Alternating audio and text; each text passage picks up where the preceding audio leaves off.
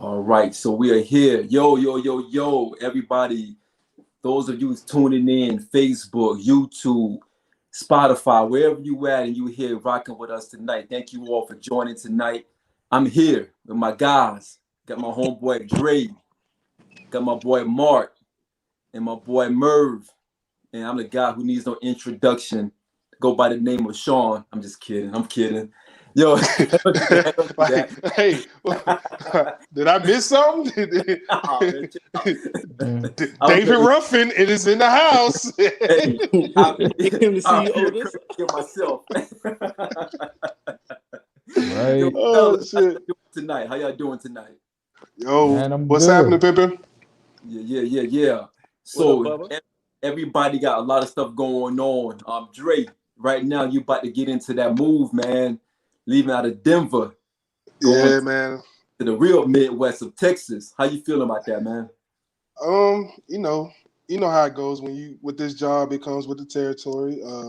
I'm just ready to get into it. Get it over with, so I can come back and enjoy the Mile High City. I ain't never really get to enjoy it because as soon as I got out here, that's when Corona hit. So Right. I ain't really been able to step out and get it like I want to. But when I come back, hopefully everything will be straight. Indeed. Mark, how you feeling out there in Philly, man? I know it's been pretty hot. You guys got a lot of stuff going on right now, Yeah, especially it's COVID stuff, it's man. definitely a lot going on. It's a lot of ups and downs going on with the city, but we're a resilient city. We always find a way to pull through. So, I'm just doing my part, trying to help everybody out, get through some things, and and they try to, my city helps me the same way. So we just gonna keep rocking forward. Indeed. Merv, how you feeling in Columbia, man? I know they got some stuff going on out there as well, man. How you guys Man, doing? there's all this stuff going on in Columbia, man. But I'm feeling pretty dapper. I'm feeling pretty good. Are you Well, checking let- yourself in the camera right now? Yeah, he is. Like, what is He going? definitely Hey, is. rubbing his brim and shit, like he jigging shit. Yeah. What Yeah. the fuck? I like, man, check his Yo, feet. He probably got some S dots on. You know what I'm saying? yo, The Reebok joints. the Yeah, Reebok, exactly. You know what I'm saying? they look like the Pro Cats, yeah. Yo, that was Merv's subtle shot to the ladies out there, like, yo, ladies, man, you think you slick? Right? Yo, I want before we get into the pod, man, I want to know what's everybody out there watching, man. I was kind of stumbling on some wild TV shows this week, man, trying to find something else to binge watch on the weekend. You guys watching anything out there? Are y'all seeing anything? Hmm. I mean, I'm gonna say like this. It's some things that come on, and especially like when we were in lockdown, I Yeah, watched a lot of stuff because it wasn't really much to do. yeah, Now, like the city kind of opened up a little bit, so not as much. But I've gotten into this show. It's like a western, but it's kind of gangster, right? Called Yellowstone, and it stars Kevin Costner. So I yeah, got into that and I binged that. That's pretty good. I'm actually surprised because I'm like, it's a western, like, but right, it's kind of gangster, and like if you right, gangster, you kind of up my alley. So right. I'm just like, I'm doing that. Obviously, me and you are both waiting for Power 2 to start. So, Yeah, and that should be in September. So, I mean, I'm just I'm just looking at it. I watched Tiger King and it was funny, yeah, but it was kind of yeah, like, all right, that's a little over the top. right, Ozarks was okay. I thought that was pretty good, but now it's just kind of like, all right, I kind of had enough TV. I'm right, ready for regular things to get back, some right, sports and some other things. So we'll see. right. Absolutely.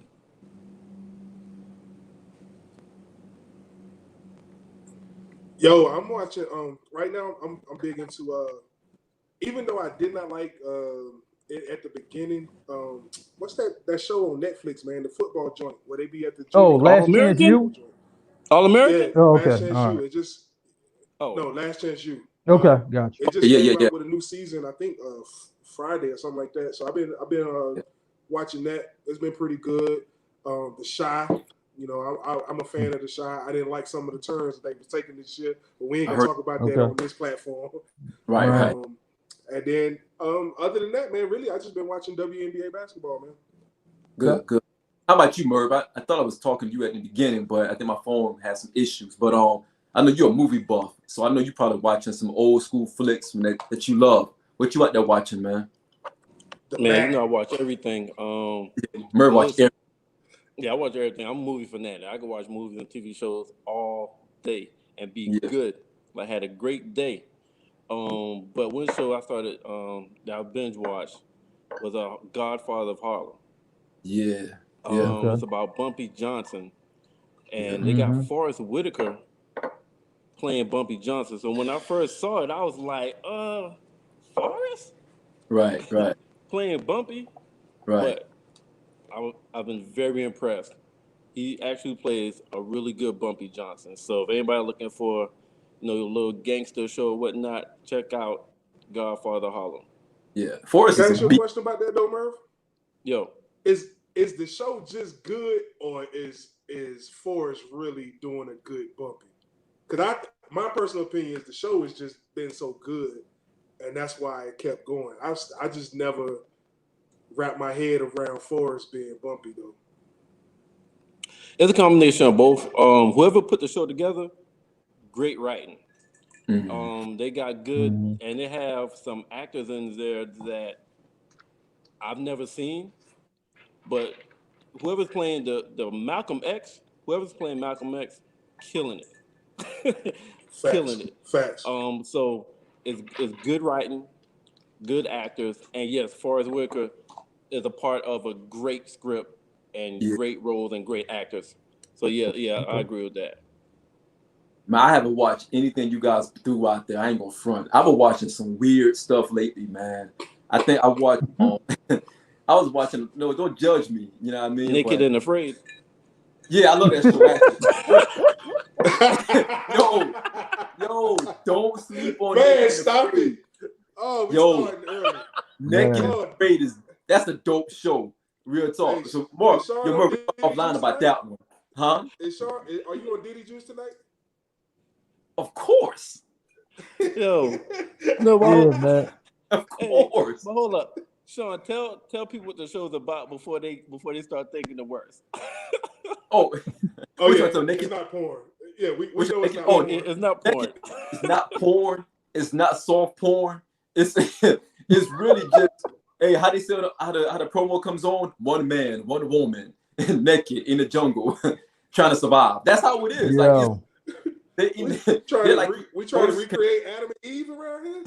It's weird, yo. Real talk. It's one of those shows that when you start watching it, you're like, yo, this is kind of good. Like they're living off the land like, for like I think like 30 days. 30 days, they gotta survive. You get to You got bring to one item, with one and you item of gotta people. kill your food. So you gotta either kill whatever animals around. Yeah, You gotta create your fire. So you gotta use the fire to boil the water because you yeah. drink the river, you're gonna get ill and maybe die, go to hospital. So you really gotta live off the land. Off the land. Everybody's naked, and you get to Goodness. Yeah, bring and you're naked one doing item. it. I'm Basically, gonna ask the naked. question that people want to know: do they be smashing though? my wife, They spoon they sometimes, be spooning. Yeah, yeah. My Wiz be telling me but shit. that's about it. She said, I know they be out They there might doing smash all. They might nasty. What you smash talking offline. about? Yo, I want to, and real quick, Crazy, man. I get on the tangent because we got to get this thing popping. But it's some good Oh my bad, my bad. It's some good dialogue. I want to give a Yeah. shout out to my homie, Anthony Welch, Gunnery Sergeant Welch. He just tuned into the pod. Tony just actually retired from the Marine Corps, 22 successful years. Tony and I was on recruiting duty together. That's my man. He married my wife's first cousin, so he's in the family, doing some good things. He living in Sumter right now. Salute my dude for joining the pod. I also saw Bias jumped on there as well. He's actually we're gonna get into that later on, but he just hopped on, so he's gonna be making some comments directed at Merv because Merv got a challenger. But we're gonna talk about that later on. All right. So we're all in it. And yes, Bias, I am watching Netflix and chill. I saw Merv movie a couple of weeks ago. Fat face. Yo, dude had a fat face in there playing Nia Long. What's his name? Omar Epps. Fat face Omar Epps. Oh man, stop it, Oh, man. goodness. Bad movie, man. But yo, Yeah, definitely move on from that. yeah, that was a bad movie. Bad movie. But Murphy did a good job being as a stunt double. Yo, let's get into sports talk, fellas. Let's get into the sports talk. Okay. A lot is going on. A lot is going on. The NBA is about to kick off. NFL is starting to ramp up. We got a lot of things going on.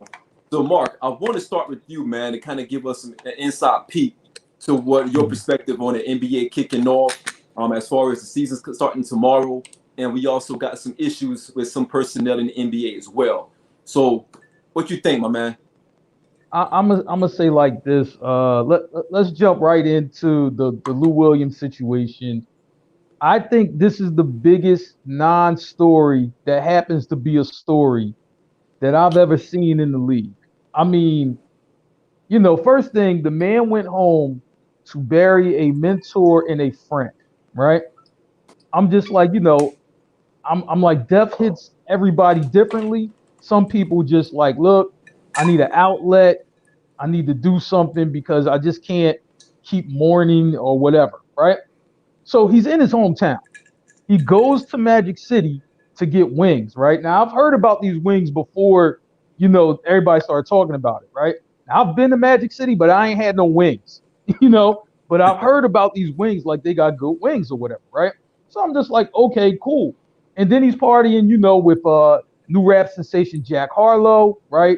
As like, like the best song in the country or whatever right now, or the hottest song in the country. So of course this gets video, this gets, pictures taken, everything. And then, Perk and all these people are going in. And, Lou, one thing about Lou's kind of like a private person. He doesn't really talk about, oh, yo, this is going on, this happened to me. He just goes about his business. So I mean, when he left the bubble, he probably let his team know, the NBA officials know, look, I'm going home to bury a friend. I'll be back. And then he's just like, yo, he just went to get wings at Magic City. I understand that you got a quarantine because you were around a bunch of people, right? And he goes on a night that is packed.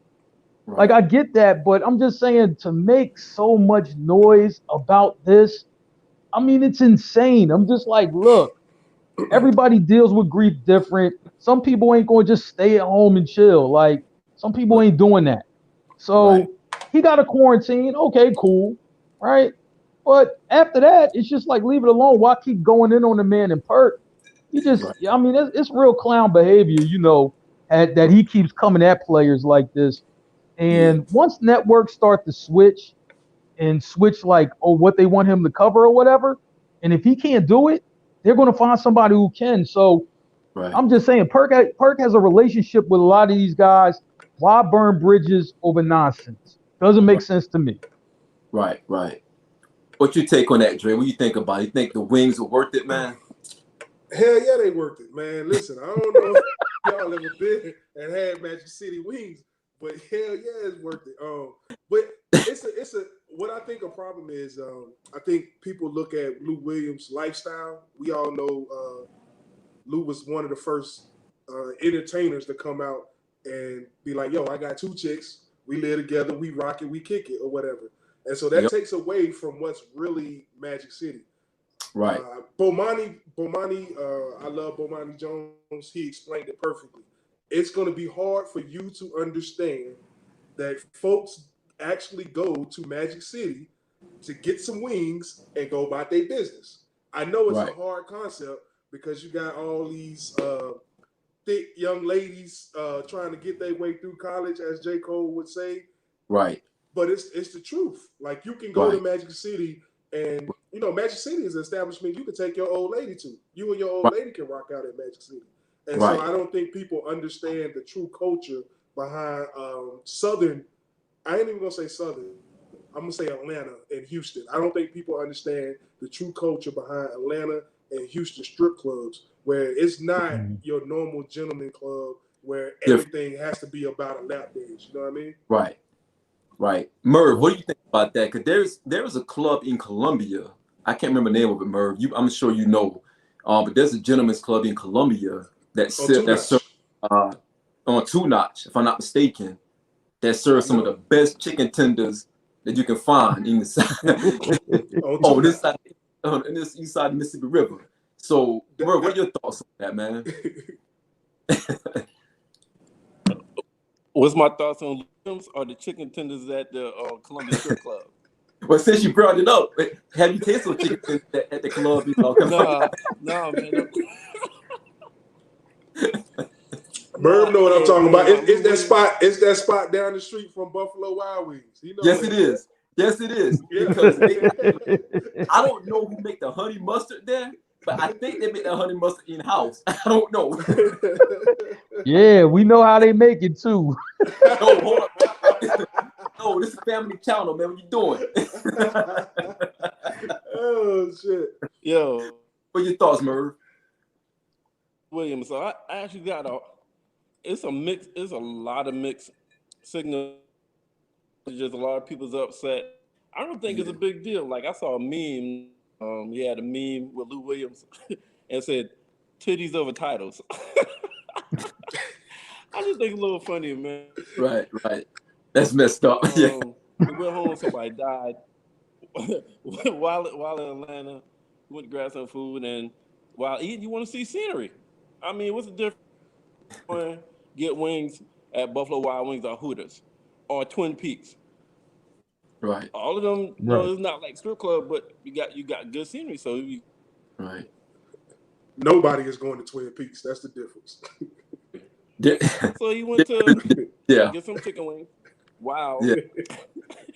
You know, while being upset and dealing with grief, but he wanted to see scenery. I don't really see a big deal. But he got quarantined for 14 days before he could go back. But I got one homeboy that I was talking about it with. He said that it's a little extreme, but he talking about he shouldn't be allowed to come back to the team at all. Like, dude, you bugging. Yeah. You bugging. So, but I don't think you it's a coming big deal, back. man. I'm gonna tell you what happened. He fell in love with a stripper before. That's what happened. That's what happened. He's scarred. He's hurt. He's hurt. Yeah. And she told him, she said, yo, this not gonna work. he was T-painted. Yeah, he was crushed. He said y'all T-painted too much. Right. T-painted too much. Yeah. Yeah. So Mark, with Lou, miss one game, of course, maybe two, I think because of the window. Do you think that this hurt the Clips in the long run? Do you think they can recover from this?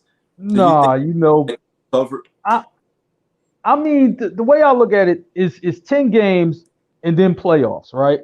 Yeah. So Lou's going to miss, you know, probably half of those games, and then he's going to come back for the last 4 or 5 games, get in rhythm, and then the playoffs, you know, will start and everything will be fine. I mean, to be honest with you, if you look at the Clippers and the way they handle their team, Kawhi Leonard's also going to miss 4 or 5 games, and he ain't left the bubble because they still going to hit him with load management, Paul George, and all these other guys. That team is notorious for hitting load management because they want their players absolutely fresh for the playoffs. And if you look at where their record was before they left, it's impossible for them not to make it. So they making the playoffs anyway, and they want to be fresh. And I think other teams will adapt to that, especially the teams that are already kind of like in, right? Right. They're going to rest those guys. I'm just like, I see the Clippers resting their guys. I see the Lakers, you know, resting some guys.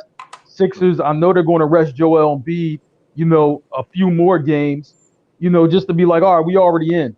We not. It's not like the Pelicans who are trying to make it, or the Portland Trailblazers who are trying to make it. The teams that are already locked in, they're going to rest some of their guys, you know, so they can go ahead and get these playoffs rolling. And that's the most important thing.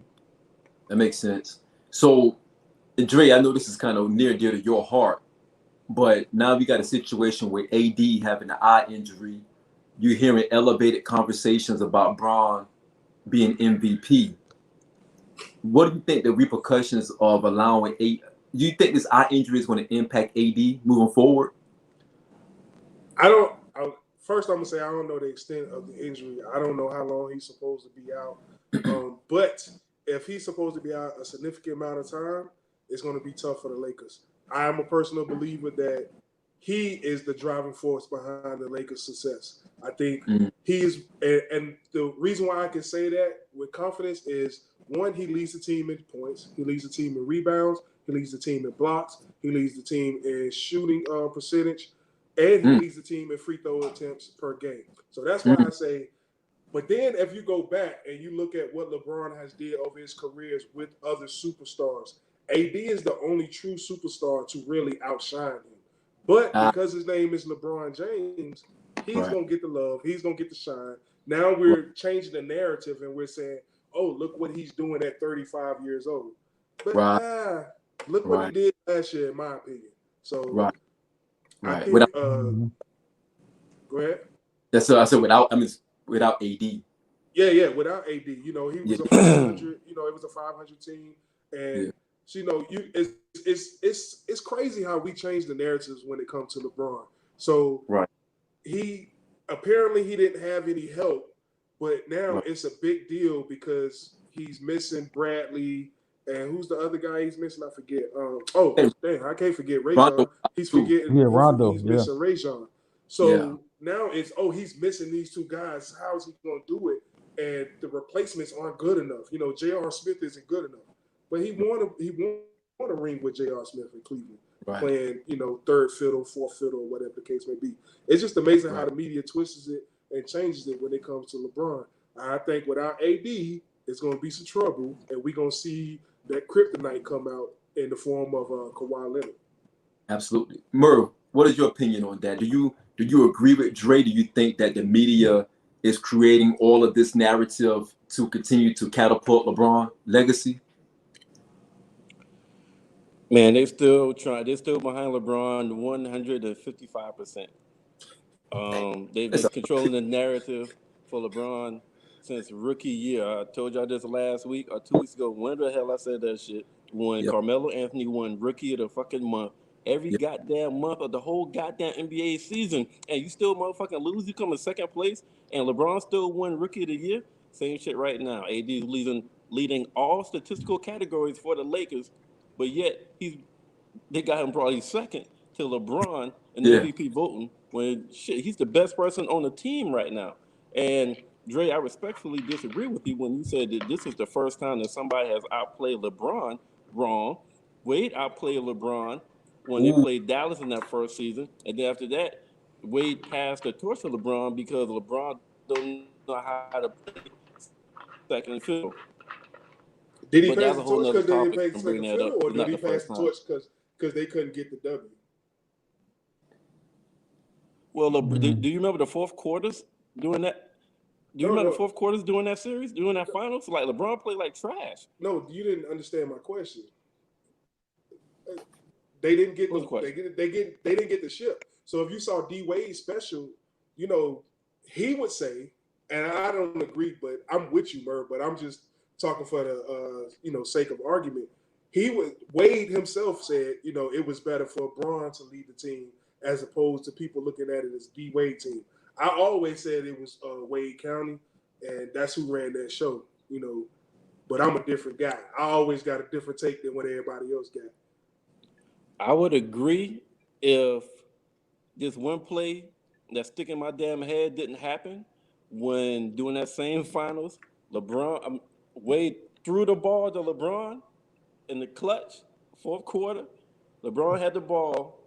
Wade backed off. It was letting LeBron, who attempted to let LeBron lead. LeBron threw the ball back to Wade, and Wade had to look at his face like, what the fuck you doing? Right. Look what you got on you. Take advantage. Yeah. So, so I do agree with that. I think Wade was like, you know what? I got to show him how to lead, show him how to win, and I got to encourage him and put the ball in his hands. So when we get there next time, he's more comfortable. Oh, so now we go into now we got the same train of thought. So, because my train of thought is LeBron is trash without the ball in his hand. And I always said that's why Lonzo didn't work out when it come to LA. Y'all gonna give Lonzo some goddamn respect, and y'all gonna give LeVar some goddamn respect, and y'all definitely gonna give Melo some respect. Them ball boys, I'm gonna get me some triple B's too. Nobody said anything bad. I'm not talking about y'all. I'm talking about the people. I'm talking about the people. The people don't respect Lonzo. So speaking of Mark, I know you know everything from the high school to the college scene. What do you think about Melo, man? You think Melo is going to be that guy? I think Melo has whatever it is, he has it. And most prospects don't have that. They come in, and I mean, even when guys, they have talent, they don't have like like that fortitude to just be like, look, I'm coming in, this is my show, and I'm gonna do it my way, right? You see a lot of rookies who have a lot of talent, but they don't just come in just like, look, they just have the mindset to kill, right? So when you see some guys coming out the draft and you're just like, you might look back, you look back at past drafts and you're just like, hey, he ended up being pretty good, but I thought he would be better based on his talent. But when the talent doesn't translate, it's more like it's his mentality. Like he can play, but his mentality isn't like an alpha mentality. And you're born with that. Either you have it or you don't. You're not gonna just develop that. You just have to have it. So that's why I think he's going to be ready more than the other guys early, and the other guys are going to have to kind of catch up. Like now, I like James Wiseman that's coming out of Memphis. I think he has all the tools to be a dominant big man and everything. I mean, he really could play on the perimeter. He does some things just like Joel Embiid, and I think Embiid is one of the best.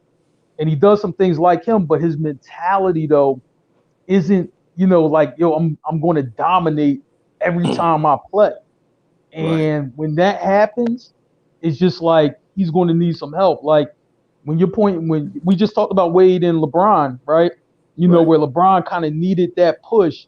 I think some of these other guys coming in the draft also need that push. And I don't think LaMelo does, because Melo's, his dad, and he's been in the spotlight and they've been going at him for years. So, and he's the youngest. So I'm just like playing against his brothers, playing against top competition, grown men, at 15, 16 years old, that's only going to help. And, this guy, you could tell he knows how to play basketball. He knows how to play. So I think it's going to be a real treat for whoever gets him. I know LeVar's pushing them to go to New York. I hope I'm pushing against that because I'm not a fan of Tom Thibodeau. He hates rookies, so I'm just not for it. So I just got off the phone with MJ. He just texted me and he confirmed Melo will be a Charlotte Hornet next year. So hey, y'all gonna have to deal with it. Hey, how many guards do y'all have? How many guards do y'all have? It's a team full of guards. How many guards y'all ruined? Whoa, that's what we doing. My bad. I think the starting lineup is going to be all guards. Like y'all have nothing else but guards. I don't like Terry at all. That's just me, and I guess that's coming because you coming from Kemba to Terry Rozier, and he didn't do bad. I am a huge fan of Devontae Graham, and I think if we could somehow swing that goddamn second pick, because I do believe that Wiseman is the undisputed first pick, if we could swing that second pick, I would love to team up Devontae and freaking and Melo. I think that'll be an awesome backcourt. But what I wanted to do, Sean, I got a question. I know you're not big on the NBA, but is there somebody that you ever thought of was going to be great, and then when they got to the league, it was just like, Kerry Kittles. We went old school. Okay. When Kerry Kittles was in Villanova, I remember the battle that he had in Connecticut when Ray was there. And I was like, this kid Kittles is going to be a monster when he gets to the NBA. Because he was giving Ray hell and Connecticut hell when he was there. And he played Villanova. And it just seemed like the offense ran so much smoother with Kittles on the floor. And you could see a drop-off when he was off the floor. I mean, he was just that kind of talent at the time. I thought he was a complete guard, and he could go into small forward as well. I thought that he had the tangible skills of a Grant Hill during that time because he could facilitate. He had the athleticism, and I thought that he had like the IQ that could translate to the NBA really well. But something happened, man. I think he Didn't he go to the Nets? Yeah, Yep. injuries. Yeah. He went to the Injuries. Nets, and I Keith think Van Horn, right? Was that Yeah, Keith yeah, Van Horn? yeah, And- same time frame. Van Horn. And I thought that they were going to mesh well, but he never caught fire, man. I think it was coaching played a big part in that, and I also think just the team surrounding him played a big part in that as well. He was coached well in Villanova. Okay. Gotcha. I just wanted to ask you that. You continue, sir. I think Yeah. I think him being in New Jersey kind of fucked his career up. He probably was hanging out with Nas and shit. You know, yeah, it's not a good look for anybody. What the? What does that have to do with anything?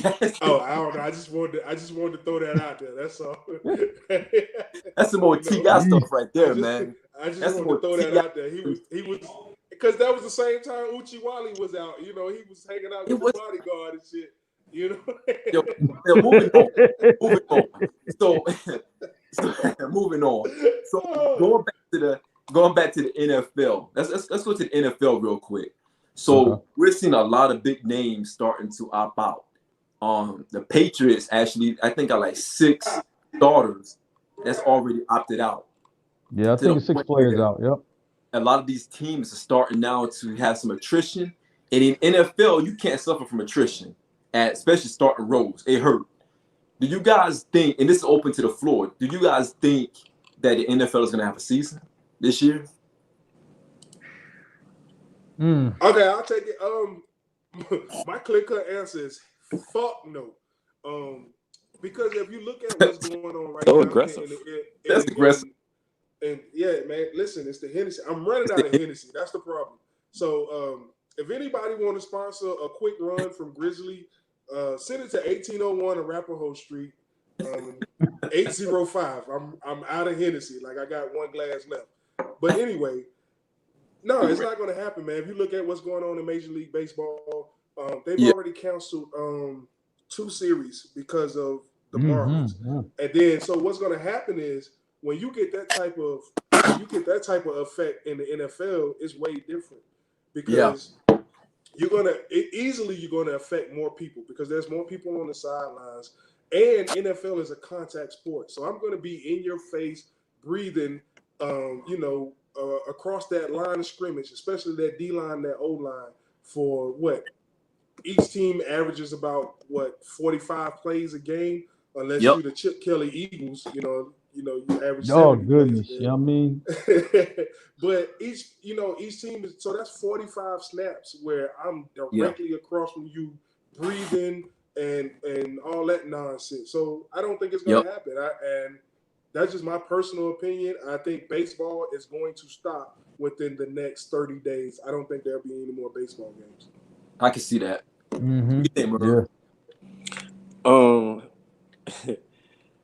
Baseball probably care a little bit more about their players, so they may cancel out of safety reasons. NBA already implemented a great scheme, schematics, and everything for their players to continue. NFL, I don't think they care enough about their players to cancel the season. They gonna play, and if somebody gets sick, next man up. Yo, you really got problems like with the the NFL right now. do. Yeah. Next man up. You go quarantine. Don't come back to the stadium for 14 days. Go get your COVID test. Negative. Come on back. We trying to get the Super Bowl, Bubba. But do we want a Super Bowl champion where, let's say, for the sake of shit talking, let's say Josh Allen turned the corner and it's fuck you. Honestly, I don't know. We'll talk. Who's that? Okay. All right, that's what we doing. No, I really don't know. You're stabbing me. You're stabbing. Hey, you see him, boy? He's stabbing and he turning it. I don't know. Let's say Josh Allen, the starting, he is on the top 100.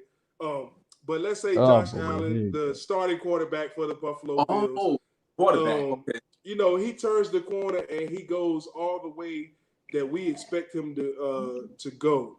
And then let's say a divisional round or the wild card round, because I definitely think they're gonna win the AFC East. So let's say divisional round wild card, he gets COVID and he's been killing the season. He Right. gets COVID, so he has to quarantine and miss a game. Are we really gonna discount that? Like, this is different than an injury. Injuries are part of the game. Right. COVID is And not a part of the you know game. what? Let me get back to Merv's point, right? Say if Josh Allen does exactly what you said, that he's going that exactly he does exactly what you said, right? And say if he does get COVID, mild symptoms, or he's asymptomatic, right?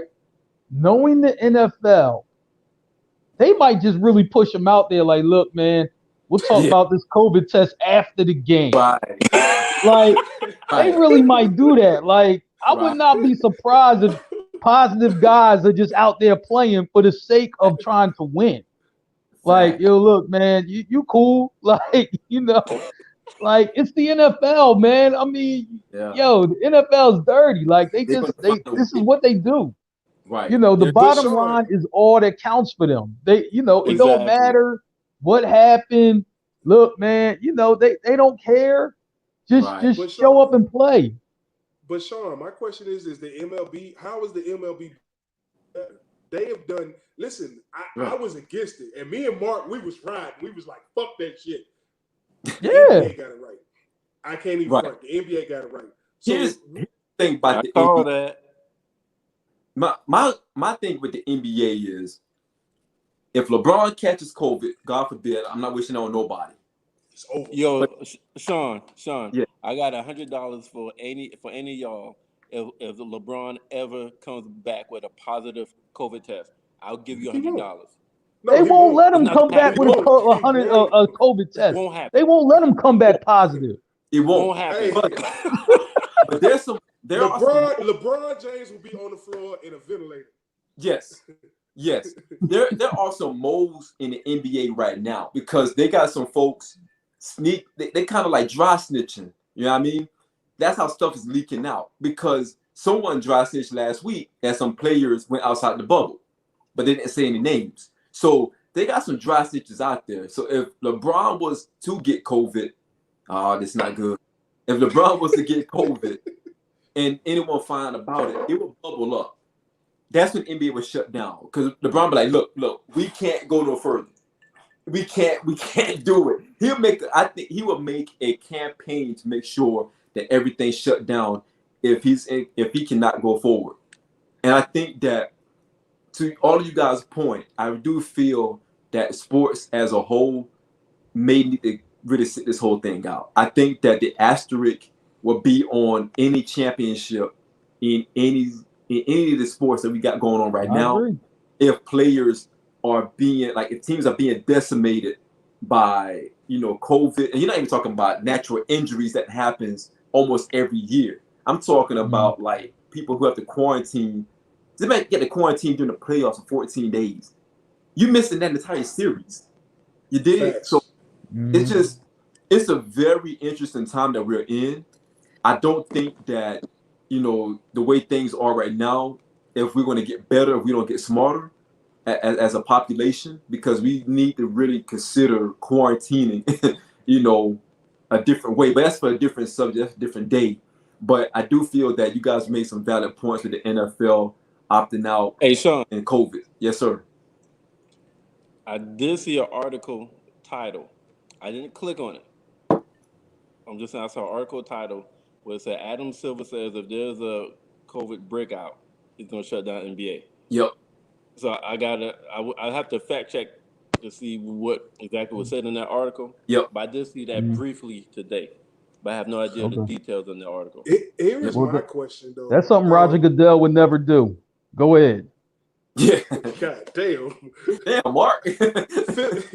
Hey, listen, y'all know Philly with those snowballs and Roger Goodell and Santa Claus is nothing. No more snow. But Yeah. it's nothing.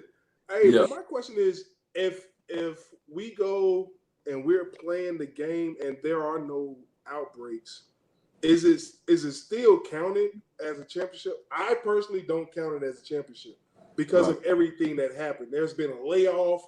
You're gonna come back. You play a couple scrimmages, and then you play, which is really preseason games. Then you play a couple seeding games, and then you have the postseason. Right. I think it's abbreviated.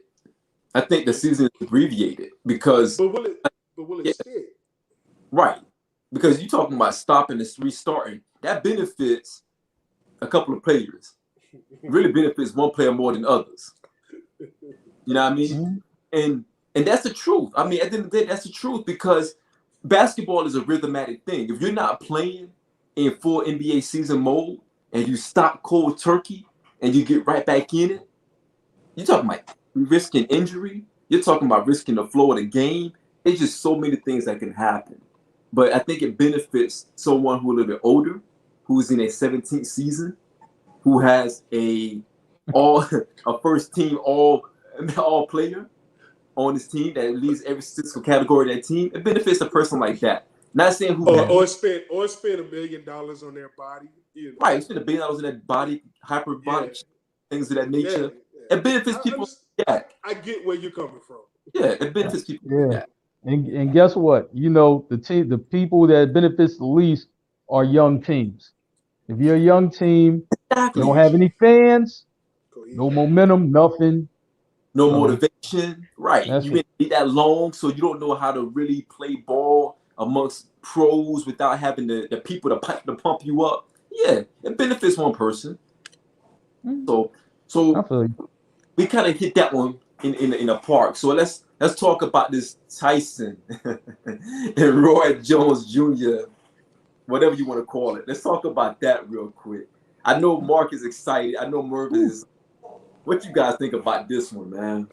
Man, I'm gonna say like this, right? I think, you know, I think it's gonna be a massacre personally. I'm like, you know, if Jones was fighting a bigger, like slower heavyweight, I think that would actually be a better matchup. But Tyson's compact, he's fast, he throws punches fast. Even today, like he throws and Mike's just not an ordinary guy. I mean, this guy, you know, we seen a video where it's like, listen, this guy literally was crying because he like, look, man, he like, look, I'm a killer, but I can't be a killer no more. Like, I'm like, Roy, listen, we seen you get knocked out, you know, by just some guys. Like, Right. man, I mean, it just doesn't look good. But Sean, let me ask you though, right? You know, and you watch both these guys, like, you know, through the years or whatever. What chance does Roy have? Like, what would he need to do to at least go the distance and possibly win it? What would he need to do? He got the chance. I'm gonna answer. He got the chance that Chuck got with this show. Well, besides pray, come on, man. You know what I'm saying? Nah, listen. That's that Henny talking, man. Let me get that one. A dirt bag, man. Oh man, listen. It's not Come on, Henny Sean. talking, What not does he Henny. need I to don't do? have that. Just let me know what he needs to do. I Yo, think Go ahead, Merv. Roy Jones' best chance is the first 3 rounds run. Yeah. The first round, he needs to run, dodge, make Tyson chase him. Don't get caught in the corner. Stay away. Stay out the corner. Because if you get in the corner, somebody gonna be yelling, "Throw the damn towel!" It's supposed to be an exhibition. It's an exhibition. It's supposed to be an exhibition. Look at that motherfucker and be like this. If you get caught in the first 3 rounds, it's over. But Roy Jones run the first 3 rounds because Roy actually fought, like, I think 2 years ago or a year ago, something like that. Tyson haven't fought in several years, like 6, 7 years. So I'm thinking Roy Jones' conditioning is a lot better than Tyson. Run first 3 rounds, and then round 4 through 8, you're going to have to tap that back up. Yeah. That's his only chance. It's not going to happen. Tyson is a predator. I know.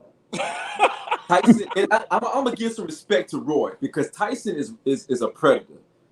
I think that with Roy, here's the thing, guys. Tyson's about 54. Roy is 51.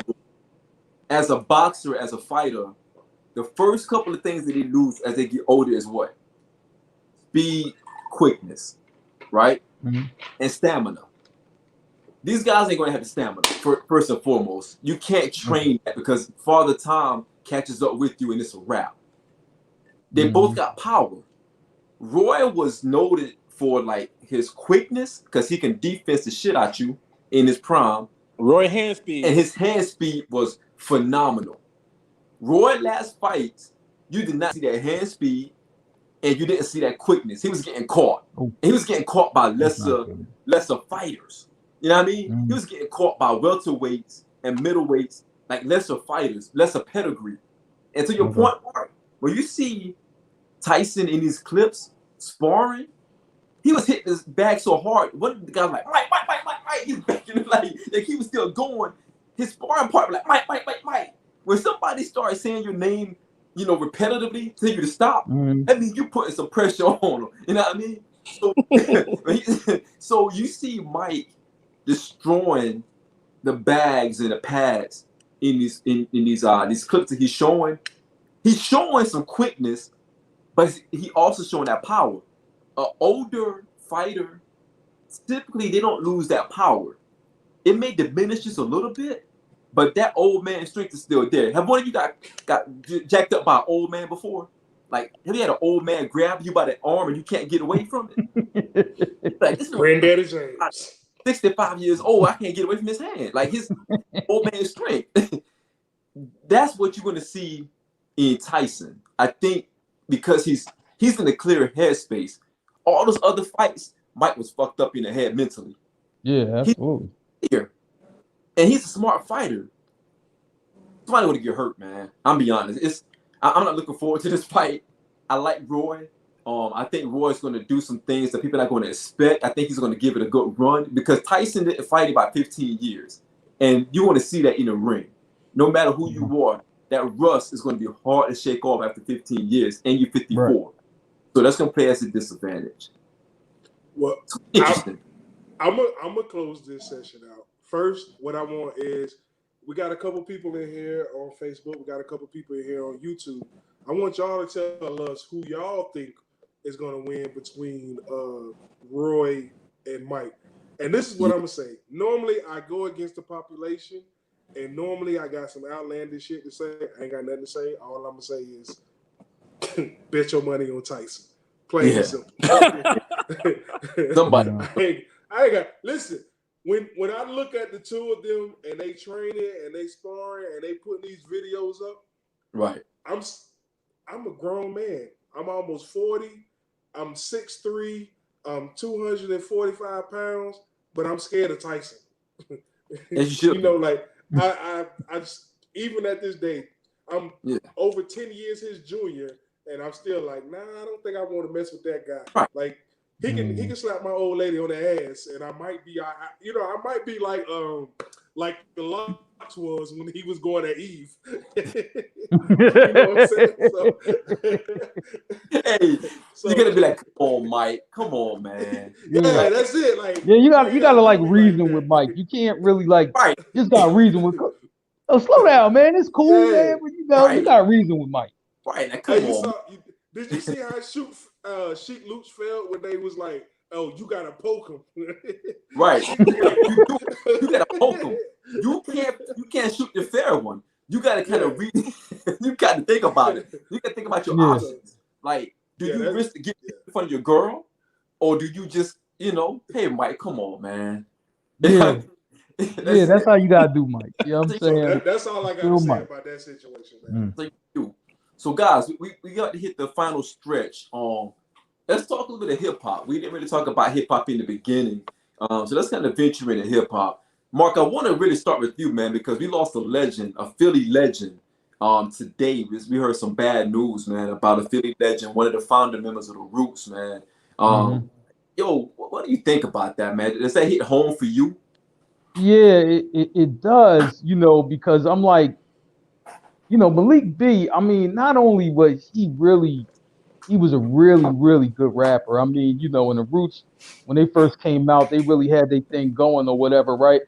But I want everybody to understand across the country, like, who really, really, like, love Black Thought, and they think, he's one of the best lyricists of all time, if not the best, right? I'm like, his skills were sharpened by Malik B. Like, Black Thought would not be the Black Thought he is of today without Malik B kind of pushing him to be that good. You know, like like I know y'all heard this before when Scottie Pippen talks about Michael Jordan, and he's like, "Listen, I would not be the player I was without Mike." I don't think Black Thought would be the MC, the lyricist he is without Malik B. If there was no Malik B, I don't know if he would have ever got to the level he's at now. I just don't see it. But Malik B, he was a great man, very kind, always had a good word for you, and he's somebody like and like all of the Roots, right? They all will love to talk hip hop. So anytime you bump into these guys, I mean, man, like it's a good conversation. They love to talk about hip hop, and Malik B really could go. I think he's probably the most underrated MC ever to come from Philly. Like people really don't understand how good he was, and he'll be missed. And I'm gonna tell you, they had this thing, that he started up with the Beer Gang. It was him, Freeway, another guy, Jack Frost, who's cool, and my man Tanner. They had the Beer Gang movement going in Philly, and they did some things, and they had some merch and everything like that. So I'm just like, he'll be missed in Philly. He'll be missed, with just rap in general. And it's a tough law, especially like for us who like our air is lyricists, right?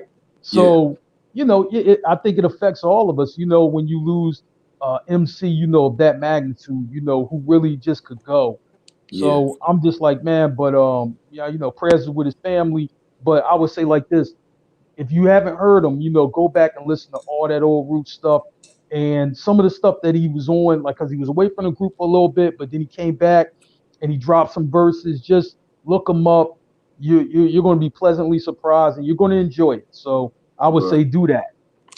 Indeed. Yo, for real, rest in peace, man, to Malik B, man. And, much love to his family, man. Blessings that they get through this difficult time, man. So, yeah, it kind of hit the hip-hop world. Those who are, like, really hip-hop enthusiasts, man, they know this one hit hard, especially those of you in Philly who actually felt the impact of what he's done for the Roots and what he's done for hip-hop in general. May not be on a larger scale, but it's on a scale nonetheless that we have to pay homage to. So, like, really salute to him, life, his legacy, and everyone that was actually, impacted by his loss. Definitely. So don't want to dampen the mood, but definitely want to show homage to someone, a pioneer. I mean, hip hop, of course. So want to kind of spice this thing up a little bit. And Dre, I'm gonna come directly to you because I want to segue back to Merv as well. So I'm gonna start with you, man. My man T.I. Your boy T.I. Yeah, my little brother Bias, his man T.I. It's the king, bitch. The king, the self-proclaimed king of the South. And by the way, KRS says that kings lose crowns and teachers stay intelligent. That may be over y'all heads. So that's yeah. But anyhow, doing that tonight. We not the self-proclaimed king, he is actually attempting to have a sit down and squash the beef between Gucci and Jeezy. Now, for those people who don't know the significance between those two guys, like he actually got this set up where they're going to squash the beef. What are your thoughts, man? Man, listen. Okay, so if it happens, cool. If it doesn't happen, cool. I understand. And the reason why I say that is because listen, this is not this is Merv. Hey, this Merv is in the dark. We can only hear him. We can't see him. Yo, Merv is schizo, so every now and then you get those you get but real talk, listen, man. Listen, Jeezy and Gucci, in my opinion, they're not gonna offer anything together in this game that is gonna be relevant. And the reason why I say that is that because there's always gonna be tension. And that is based off one fact and one fact alone. At the end of the day, what you cannot change is Gucci killed a close associate of Jeezy. Now, why did that happen? I'm just a hip hop fan. And as y'all know, the guys is from a fan's perspective.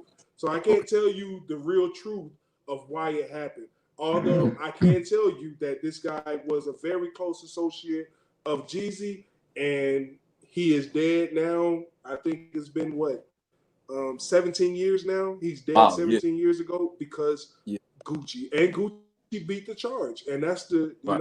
So whatever Gucci says has a little bit more weight. But hey, Right. if they do it, I'm all for it. Right. If they don't do it, I'm all for it again. You It's know what what I'm it saying? is, right. Yeah, Mhm. that's just that's the way I feel with it. Those are the only two artists that are beefing out of the ATL that I would be like, all right, whatever. It's Right. kind of like Ja Rule and 50. I know you Queens, Queens get the money all day long, and I don't Money. think there's a Queens person alive that would care to see 50 and Ja come together. Like it's a moot point. It's not going to happen. And I get what you're saying with the Gucci and T.I. thing. Now with Merv, with you, I'm sorry, Gucci and Jeezy thing. Now, Merv, with you, the fact that T.I. is doing this is also coming off the heels where T.I. is kind of getting beat up a little bit, man, by some of these guys out there. I mean, you got 50 and Yayo actually throwing a lot of shade, man, at T.I. to the point where now T.I. is responding to a lot of stuff that he probably shouldn't respond to. Like he's defending Do we care himself. about Yayo though? I mean, yeah, man. We don't really care about Yayo like that.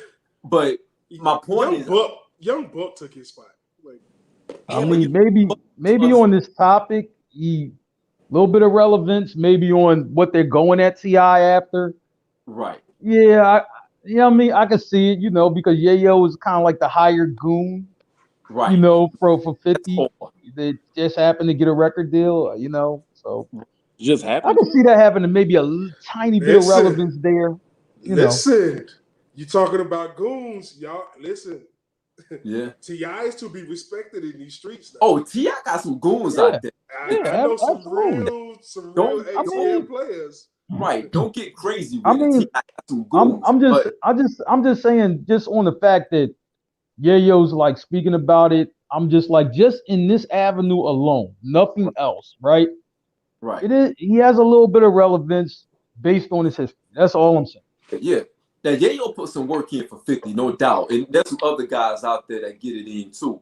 So Irv, you're about to gear up, and we're gonna make this announcement towards the end. But you're about to gear up to go against my little brother in this 50 Cent T.I. battle. Now we know in natural cause and natural situation on verses, we won't get T.I. and 50 Cent. I think 50 Cent did cross that line, with the whole snitch hotline thing with T.I. So that's what 50 Cent do. That's what he's different. That's his MO. That's his MO. His whole career. His energy, man. That's what he do. So with this whole thing with T.I. now, T.I. got a little podcast too. He has a podcast too. You know what I'm saying? And he's talking a lot of stuff about the battles and everything. How does that impact all of this is going on right now? You got he's going to sit down with Jeezy, he's going to sit down with Gucci. He's calling out rappers. How does that impact T.I. moving forward? Positive or negative?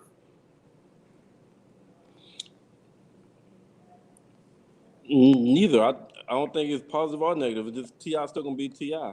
I mean, he's had worse news surrounding him, way more legit or on a whole nother level. So him calling out the rappers, 50 Cent calling him out, Yayo, it's not gonna affect him one bit. He's still gonna call himself king of the damn South.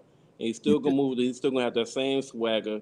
He's gonna go from Atlanta to New York to LA and still sleep at night no matter what fucking city or hotel he in. He could be sleeping in a fucking hotel that's 5 miles or 5 blocks away from 50 Cent Hotel or whatever, and he's gonna go to sleep like a fucking baby. It's not gonna affect him at all. It's the little guys, man. That got that heart, man. He really listen, man. I'm gonna tell y'all what's so dope about T.I. calling himself the king of the South. Listen, he talked to who I would be considered as the king of the South. He talked to 3,000. Then after he talked to 3,000, he talked to Scarface. He talked to Big Boy.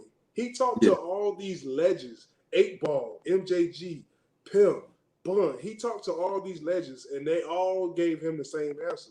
Nigga, Yeah. you say you the king, go get it. But it's gonna come with something. And he Right. defended his crown.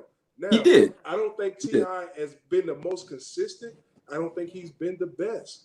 But when nigga, if we gonna talk about top 5 dead or alive from the South, T.I. is definitely in there. And I'll always salute and respect he's him. definitely, without a shadow of a doubt, no argument probably should be for anyone that he's top 5 dead or alive in the South. Absolutely. Now, that brings a very interesting point, because for all of you who are watching right now on YouTube, Spotify, and also on the Guys Podcast on Facebook, we have an interesting battle coming up. We know that you guys are not going to get that 50 T.I. battle on Versus. It's not going to happen. All right. T.I. won it, but it's not going to happen. So we had a challenger from one of our listeners that challenged Merv, our very own Merv. Everyone knows that Merv is a big. Everyone knows that Merv is a big time G Unit 50 Cent fan, also 50 Cent fan, and Merv really believes that 50 Cent will give T.I. that smoke. So I had someone reached out to me personally and said, "Yo, I want that wild dude that's on the podcast." Talking about the wild dude. He said, "I want that wild dude on the podcast." I said, "Which one? The dark one?" He said, "Yeah." It was only one wild one come Saturday. Only one wild dude. So I'm like, I said, okay. I said, let me hear what you got to say. And I know this guy. I knew this guy since he was a baby boy. You know what I mean? And I know how he feel about T.I. I couldn't do justice to a T.I. set like he can, because I think he's actually an official member of the Hustle Gang. This dude was wearing T.I. Hustle Gang gear 10, 15 years ago. You know what I mean? He wanted to hop on the pod today just to let Merv know, like, yo, it's going to be some smoke that you're going to get. And he just texted me personally and said, yo, tell that nigga ain't nothing to laugh about. This shit is real. You know what I mean? And, he said, I just, listen, Merv is catching it from all which ways right now. I don't know. Maybe they wasn't impressed by what he did Saturday. I don't know. No, but Merv is really catching some flack. Mark and Dre, this is what it is. Merv said he got fans, right? Oh, Merv, he shouted out his fans. Merv said, "Yo, to all my fans." He said it about 5 times. So now he got some young lions coming at his head right now. You know what I mean? Mm-hmm. They want Merv. They don't want any of us. They want Merv. Merv became comes with the territory, man. Nature of the beast. I also think they don't want us because they've seen what we have put on display. But that's neither here nor there. I don't know. Dre, Mr. Stacks, Dre, you really trying to slide that bullshit in right now? Nah, I'm just saying he's going at you. That motherfucker. Listen, man. Yo, I'm wanting to see this battle. You know what I mean? I didn't want to do it myself because I don't think I can do justice to a T.I. set like my little brother Bias can do, because I know how he feel about T.I. He was on T.I. before T.I. became mainstream popular. So, he was on trap music or what? You know what? I think T.I. become he goes farther than that. When did T.I. I think that's the type of person you need, though. Exactly, Mark. You need one with that kind of energy to it. Yeah, When did T.I. become mainstream? Because in my eyes, Yeah. I'm Serious is mainstream. I did not know that I'm Serious was not taken well throughout the country. So no, it wasn't, man. Mainstream. Yeah, it wasn't. But I'm gonna say like this. I think, like I said, that the person wants to use T.I. I just like, yo, that's the type of energy you need. You need somebody who loves the artist, love where they from. I'm like, me and Dre did a Philly versus Atlanta battle. Everybody who knows me know I love Philly to death. So, it's just like, look, man, I got a rep for my city. So I'm just like, and that's how that was. And I'm like, look, Dre will post that battle in the guys. Y'all can see that. You know what I'm saying? That'll happen at some point. But I think this guy, will do something, you know, and Merv, you just got to get the Jamaica juice out, and you know, let's go. You know, I'm like, I man, don't 50 know, has a lot of man. We hits, might man. listen. 50 We has a might lot of need to hits. stay He has a lot away of from hits. the Jamaica juice. I don't Yeah, No, don't stay away from it. I don't know because Jeez, don't stay away from it. My Hell plan- no. my plan is to be in the room with bias anyhow. So I'll make sure that So, it's good. is this a handicap battle? It's not a handicap Oh. battle. I'm This just is a I'm handicap entertaining. battle. It's okay. So Now. it's 2 versus 1. Cool. No. I understand. I don't want to take no credit. I don't want to take no credit for what he's Hey. going to do. Again, I can't do a T.I. battle like he can. Because like Okay. Mark said, Hey. you gotta have a passion for an artist. And I respect T.I. I think T.I. is a monster. But I'd rather for someone who can really dig into the crates and play some shit that I may not even have on my radar. And I think that he can do that. Just like I think that you can do the same for G Unit, because you came up in an era, you and I the same age. We came up in an era when 50 Cent was popping hard on mixtapes. I think a lot of people forgot about that. I think a lot of people forgot that 50 Cent was like really the creator of the mixtape circuit. Because Dre, don't do that. Don't do Hey that. man. Hey Dre, let him be Don King right now. He's Don King right now. You gotta hype it up. I Let got him, you. let him I hype got it up Dre. now. Chill. Let's He's be trying to get back to clear. work. It's about. G Unit, 50 Cent and G Unit made a gateway for mixtape to really pop, because that was his avenue to get back into the game. Now, others may have done it a little bit different. They may have done it better, but 50 started out on that mixtape circuit, and it was bananas. So I think it moved it to like all over the country. You know, exactly. like mixtapes, man, were very regional, like Right. very regional. Where it's like, look, if it was a mixtape tape popping in Atlanta, I ain't hear it in Philly, and vice versa, right? But I think 50, the way that he marketed and kind of brought things together, other artists started to do the same thing. And then I Yep. get mixtapes from everywhere. I get them from Texas, get them from Cali. You know what I'm saying? You get them from Illinois. So whatever artist is popping at that time, you know, you kind of get everything. And I think before that, it was very regional. It's just like, Right. all right, you know, so like anytime I would hear something Atlanta mixtape underground stuff, right? I would hear from DJ Drama, who happens to be from Philly, but he's in Atlanta. So like, yo, if you get a Drama joint, then it's just like, okay, cool. All right, I see how that go, right? But before Drama, we didn't get all that mixtape stuff from down there like that.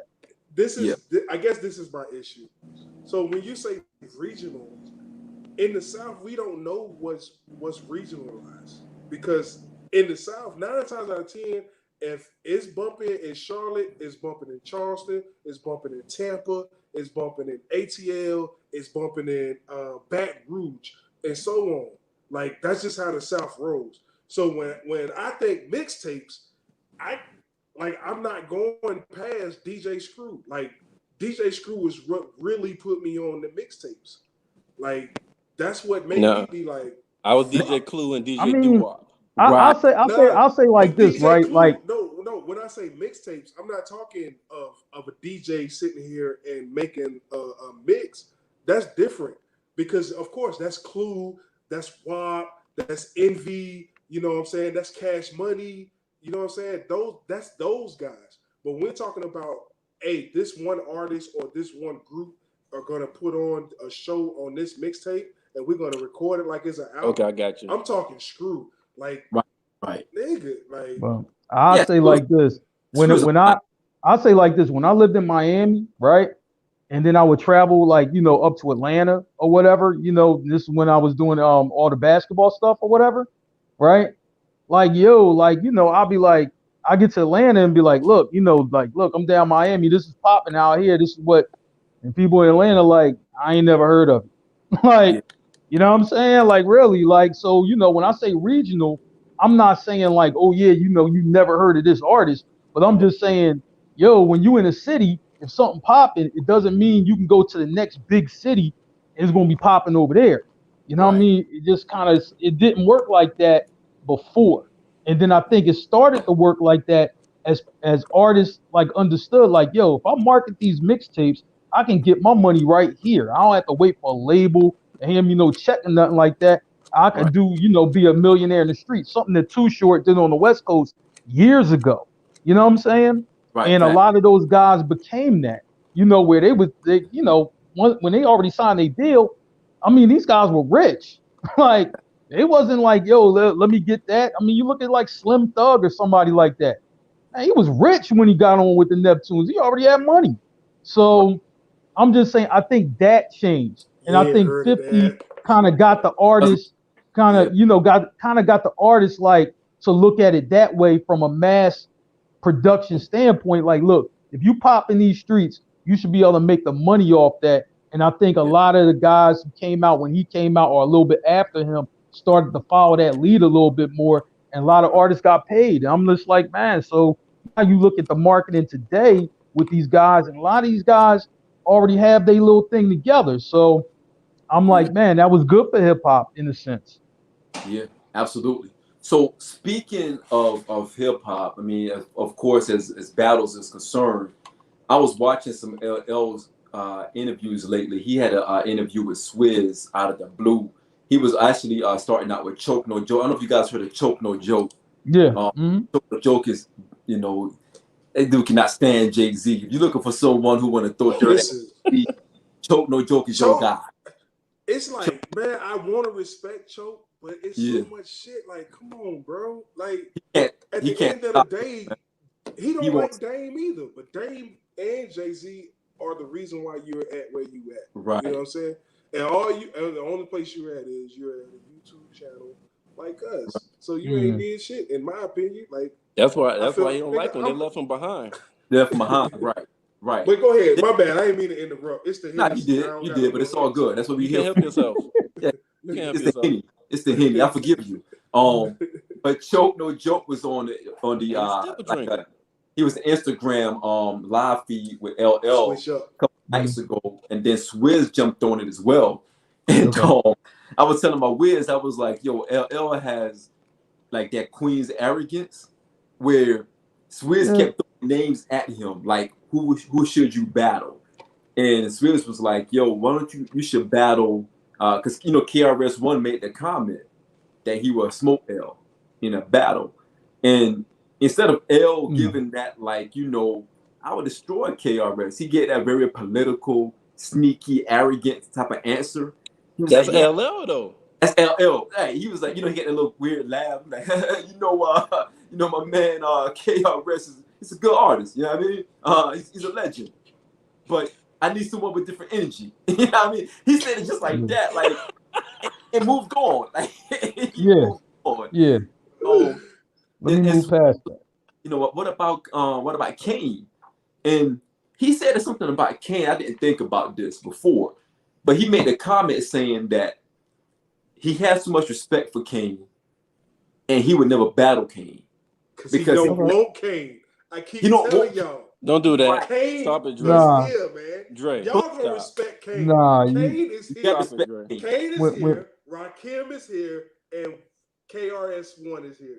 No, first thing, all of that is wrong. No, you know what I'm saying? And Kane became a singer long before rappers were singers. And that's pretty much, what kind of, where Kane kind of fell off for me. Especially, when he had that video, I'm saying? He was like, I don't know, like a James Bond type of dude. And then they blew up the house, but you can see the house in the background. Like, come on, man. Nah, man. I can't bang with Kane, you know what I'm saying? After the second album. Got one of the I didn't like that. Rappers, listen, stop. You got one of the greatest battle rappers of all time in LL Cool J saying, I don't want none of Kane, right? He didn't say that. He didn't say that. He said out of respect. I got too much respect for him. Right. He said out of respect. That mean I don't want that. That mean I don't want that smoke. Right. He looked up the in layman's terms. I don't want that smoke. But Kane said the battle I always wanted was KRS won. Right. Oh yeah.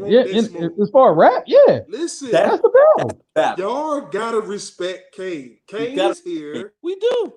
Right. Rakim is here. KRS-One is here.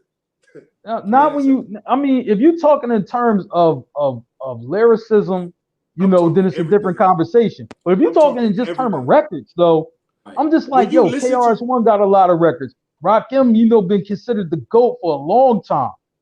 I mean, a long time. Yeah, you know what I'm saying? Up north. No, Up north. lyrically, No, he's been north. considered the GOAT for a long time. Then Nas came.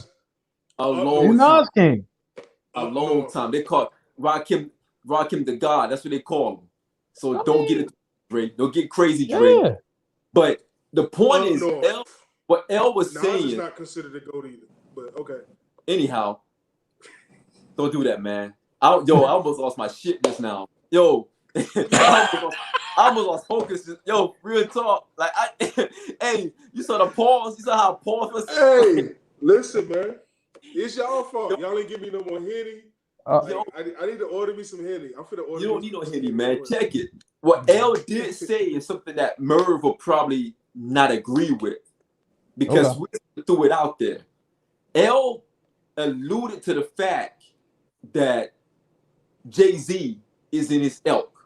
He's the type of guy that should go against Jay-Z. I saw some comments on it. Someone said, a few people said, and again, Merv, don't shoot the messenger, but a few people said don't do this. That L will smoke Jay-Z. Oh my gosh, I knew it was coming. I knew just no. Ain't nobody say that. Don't do this. I'm gonna send y'all the link, and this guy broke it down, and I couldn't disagree with him. I can't agree with him, also can't disagree with him. I want anybody, if anybody thinks, and I'll take away your bias about Jay-Z. If anybody out there listening, especially on Facebook, I want you to comment if you think that L will give Jay-Z some smoke. Now, L may not win. Compete or beat? Yeah, exactly. It's two different questions. Compete or beat? What's that? Beat? Is he saying LL would beat Jay-Z or compete? I've heard that LL will beat Jay-Z. No, I don't think L would compete. Listen, I think he can compete. I think he could compete. He can compete in 20 songs. I think he could compete. I just don't think he feel would. like Mark felt a couple weeks ago. Hey man, you rewrote your verse. You disqualified. I'm with you, Mark. We stand together, Mark.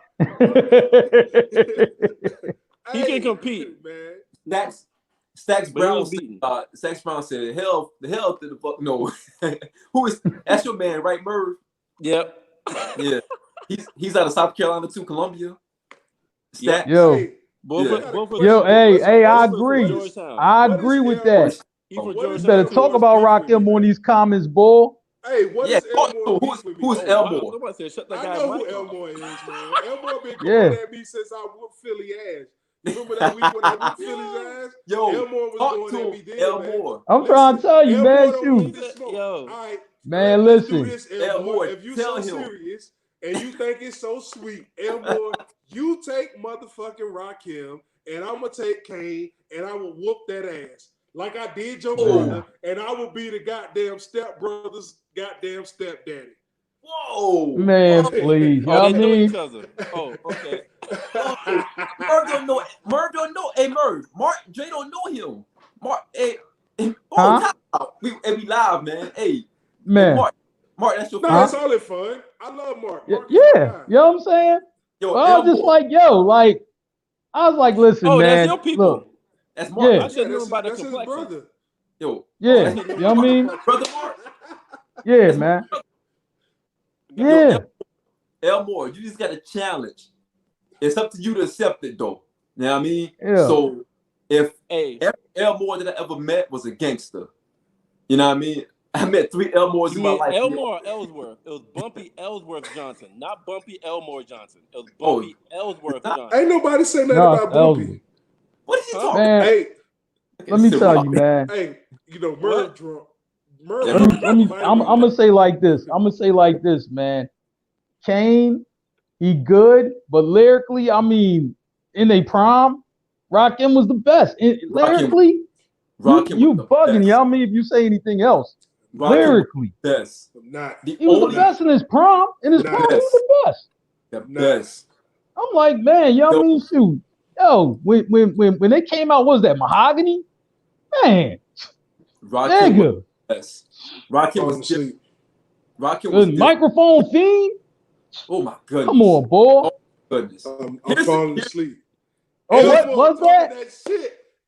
Yo, talk to him, Mo. Talk to him, Mo. Yeah. Hey, set this up. Hey, I'm gonna say, yo, we're gonna. He said new school, old school. Take that. Take that, Dre. Take that new school, old school. Take that. But I don't take like it, Dre. No, he'll take new school. You take old school. Let's take it, Dre. Take that, Dre. Let's go. You know what I'm saying? There we have it. That's the battle. Hey, wait a minute. Let me set this up right now. 90. Wait a minute. Let me set it up right now. 90 to 05. Dre got 90 to 05, and Mo got 06 to 2020. Stop. That's the battle right there. That's it. I got a question. Is he gonna call in the rest of Philly like you did? Listen, it don't matter. You know what I mean? Because Philly slaved you, boy. Philly crushed Atlanta. You know what I'm saying? Boys, run that. You can run that back. Boys, dude, Philly crushed Atlanta. You know what I'm saying? It will be up on the guys' page this week. But you know, put that up.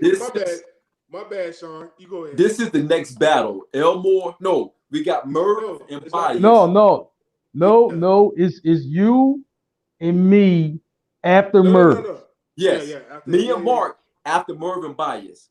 And then Elmore is gonna go at Dre neck after that. And it's exactly. That means yo, listen, that means the family gonna be 2-0 against Dre. You know what I mean? I'm with that. We're gonna be 2-0 against Dre. Hey, 2-0. Yo, Mark, I'm taking that. Yo, Mark. Listen, yo, Mark, why you on your shit? I'm a Johnson too, so we related somewhere down the line. We had the same slave master. So check this out. Wait, what? We don't lie. Hey, we live. Yo. My bad. Yo, man, I'm waiting. After Elmore beat Dre, I'm going to turn around and beat Merv because I want Merv after I'm done with Mark. I was going to play a Nas song, but I'm not going to do that now. I was going to play a Nas song in honor of you, but fuck you and fuck Queensbridge. That's how I feel. Listen, we live. So the next battle is 50 versus T.I. But fuck you. Yeah, it's 50 T.I. next battle. Merv get his ass whooped next battle. We'll go ahead and fight that out. right. Merv gonna lose 50 T.I. Yo, that's the Henny. Mark is not gonna go at again with Kendrick. And then Sean is Elmore Gemini, and Dre, so he's 90s, old school versus new school. Then I'm gonna turn around and come back to Merv, pick him up off the floor, and finish him. I'm gonna slap him around a little bit. And Merv gonna quit. We can't do that. We gotta let him win. He gonna quit on that. Yeah. Hey man, you need to quit drinking. That's the only quit I want to hear. That's what we're gonna do. So, yo, this is good. I appreciate the engagement out there. This is good. So, man, this is gonna be fun. We're gonna catch these goddamn hands. Hey, but hold up, hey, Sean, let everybody know that anybody can battle. Any audience, any person looking, they want to we just talked 15 minutes. They know anybody can get in and get this work. Anybody can get. Man. We want to open to anybody. If we got women out there, we got females out there that want to represent and come in and play R&B or anything. Anybody can get in the battle.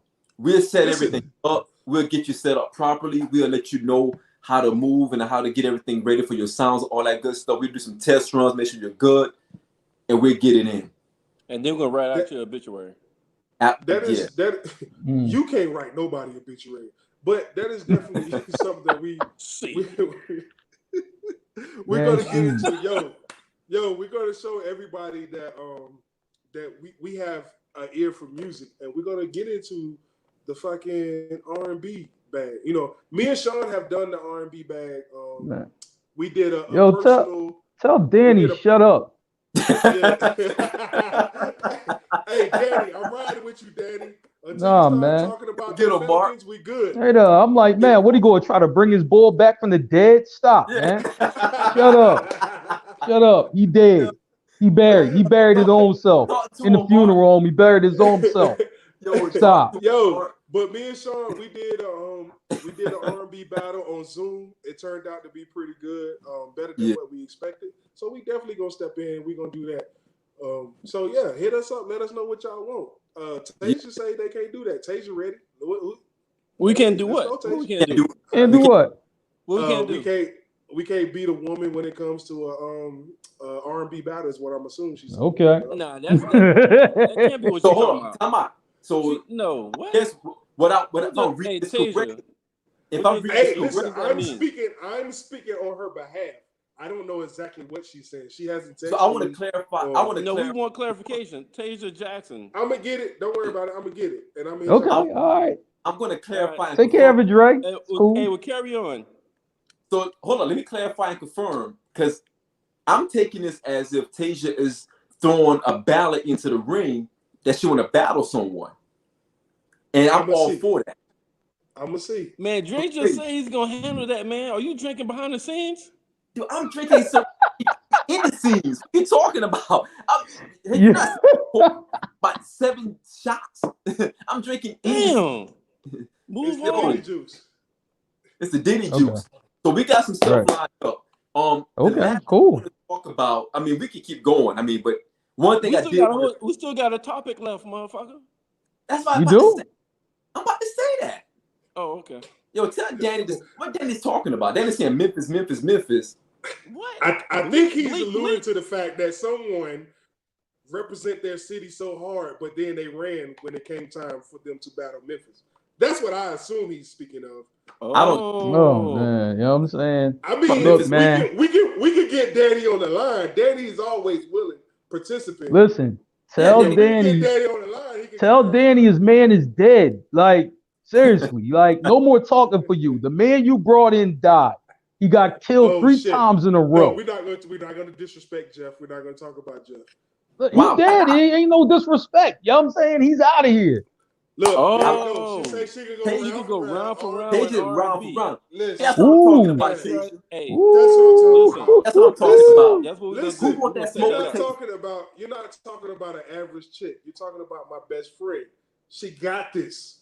She got the tutelage of Mr. Dre Club. Best friend the same way I'm gonna fuck Elmore up. She will fuck. You know what I mean?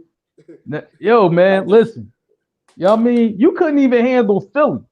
You couldn't handle, you know what I mean, the whole country. You know what I'm saying? Says Philly and Philly on. Hey, stay focused. Hey, man. Hey, stay focused. We're doing that too long. Get him, Dre. We're doing that too long. Close us out, Sean. Yo, check. So, back to Tasia. We're gonna find somebody for you. I got somebody in mind that I think will smoke you, but I'm not gonna say it yet. But I got somebody in mind, and I was fit to be disrespectful and call your wife name. It's not your wife, is it? It is. She'll be. Okay. Stop it. Oh my goodness. Stop it. But we'll talk about that later. Yeah. Stay focused. Yeah, stay focused. Tasia, I'm gonna find some. Tasia, we're gonna find somebody for you.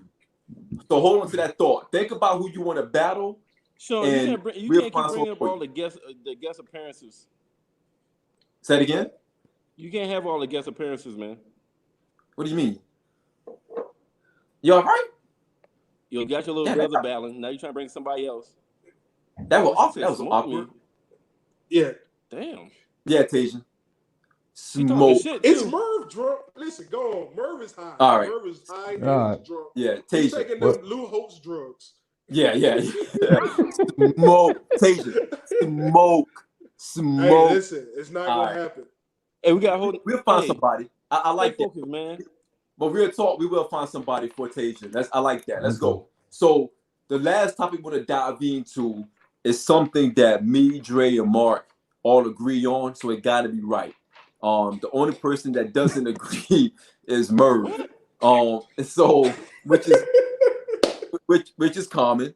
But we're here to help him out. So I don't know if anybody had a chance to watch The Breakfast Club earlier today. But Snoop Dogg was on The Breakfast Club, and it was actually a great interview. Snoop is one of those guys, I think you can get into the room and just talk for hours about everything. But one of the topics came up about the battle verses, and it kind of transitioned into, top MCs. And Snoop was talking about what Dr. Dre has done for the culture where he doesn't get a lot of credit for with his beats and things of that nature. That conversation transitioned into what Dre specifically done for him and other artists. One of the artists that Snoop mentioned that Dre done a lot for to make bigger the way he really is Eminem. So Snoop, who is an affiliate of course, Dre, one of Dre's mentees, and also is in that same umbrella of Stacks and Eminem disrespect, but he's also in that umbrella with Eminem. And this is Snoop. He said that there is no way Eminem will be in his top 10. And when Charlamagne asked him to clarify that, he said, "What do you mean?" He said, "There is no fucking way Eminem is in my top 10 or should be considered a top 10 rapper." Now, there's some fallout about that. Before I get you, Merv, I know you itching right now. Dre, Mark, talk to me. I'm gonna let Mark go first. Top 10? I'm gonna say like this, right? Just because you're lyrically, he's one of the best. I'll give him that. But guess what though? His songs though don't say he one of the best. I mean, who just rides around and plays Eminem? What song? What, Stan? I mean, what song do you play? Who do y'all call LeBron fans? I mean, that's my thing. Like, I've never gotten in the car ever. Yo, let me put this M on. Right. It just ain't never happened, right? I mean, and here's the thing though, right? Like I said, lyrically, I give it to him.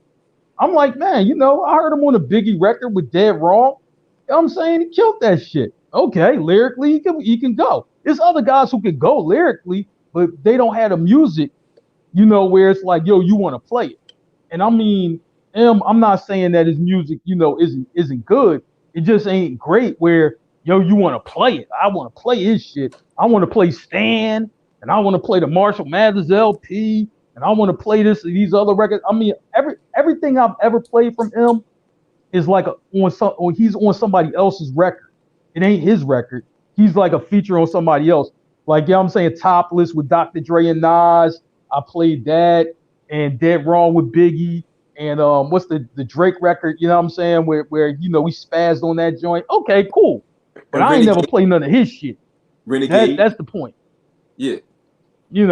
So I'm like, I'm not disrespecting him, but I'm just saying, is he in the top 10? No, because I'm just like, he don't have the music, at least, for my liking, to play it, like, constantly. The other guys who in my top 10, yeah, I could play their shit all day. Jada, Biggie, Beans, guys like that. I could play their shit. I can't play his shit like that. Yeah, like Beans, nigga. Beans. I got Beans. You know what I mean? What are you talking about? Beans. Yeah, I got Beans in top 10. Yes. Over M. Yeah. Yeah. He's not in my top 10, but he's better than him. Beans. Look, so you telling me Beans don't got good records? All them records with Freeway and all them niggas? Can I go? Nigga. Right now, no. You say serious. The truth was a classic. You lost all credibility when you said Beanie Siegel's in your top 10.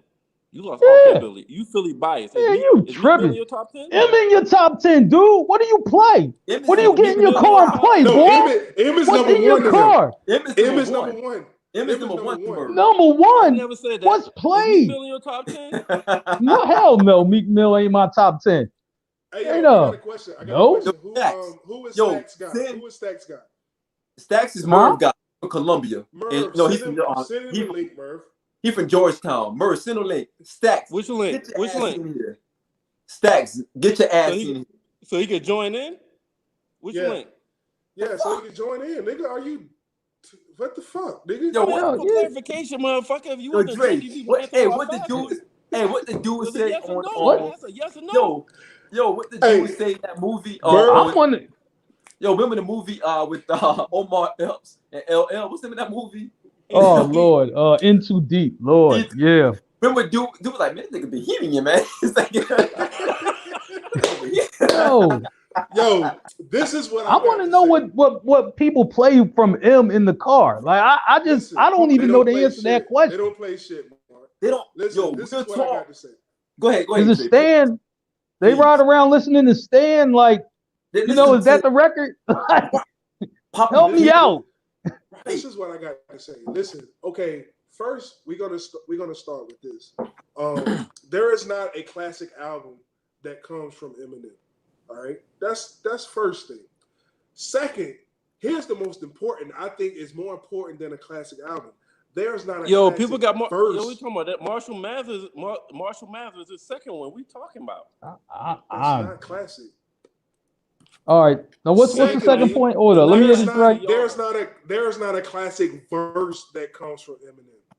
You know, that's the other one. Then listen to this.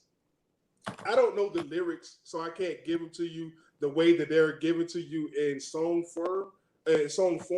But this is what it says. While you strong on like Stretch Armstrong, man, I still say Kmart's like there's an apostrophe on it, dog. And they say McDonald's is a restaurant. Well, I guess I'm wrong.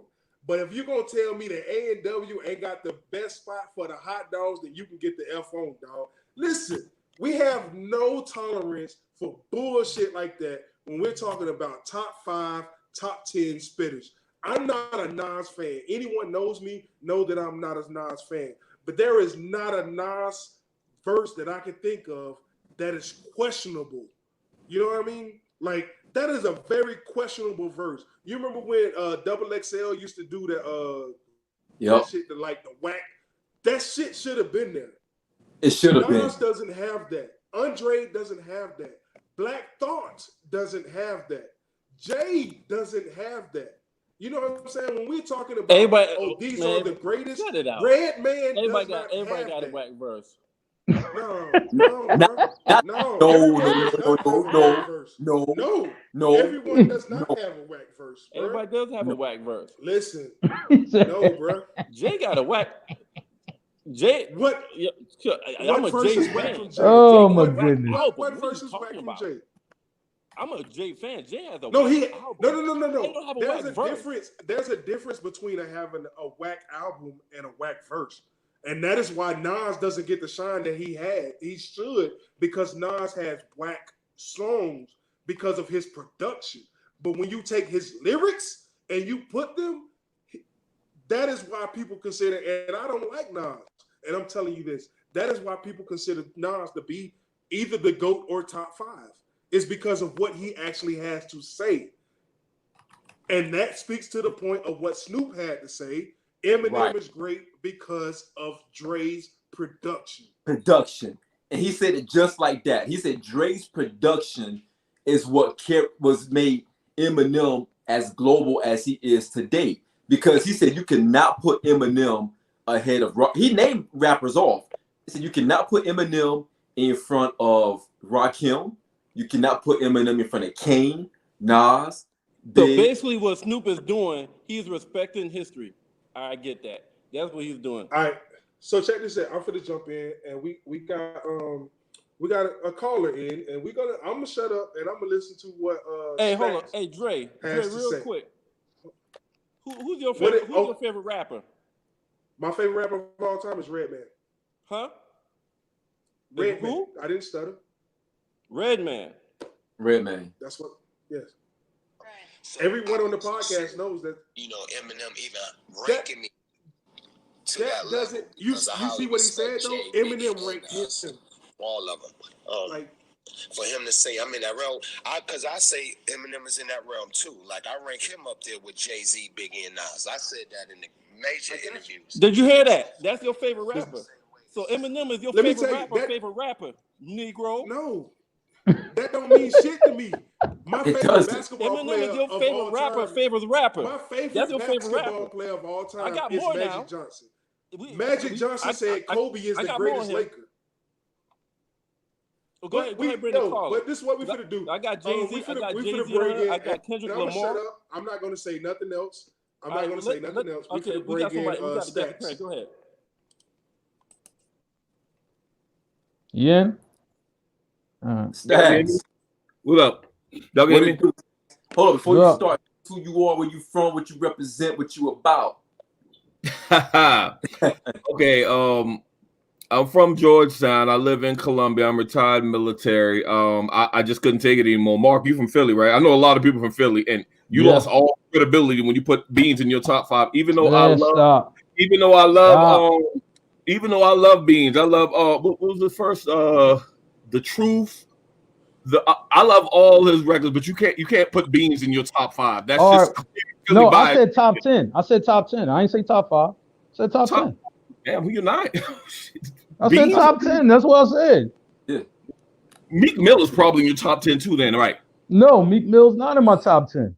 You know what I'm saying? I'm not. No. You know what I'm saying? Okay. But if you want to test that though, all you got to do is play the It's On record and tell me who won. You know what I mean? On versus between Jay and Beans. That record. You know what I mean? Because Beans beat him pretty easy. You know what I'm saying? Pretty easy. But that's on that record. That's one song. Yo, you know what I mean? Keep going though. Keep going. I'm like lyrically, you know what I'm saying? Lyrically, Beans was the best on the rock. You know what I mean? Like, call it what it is.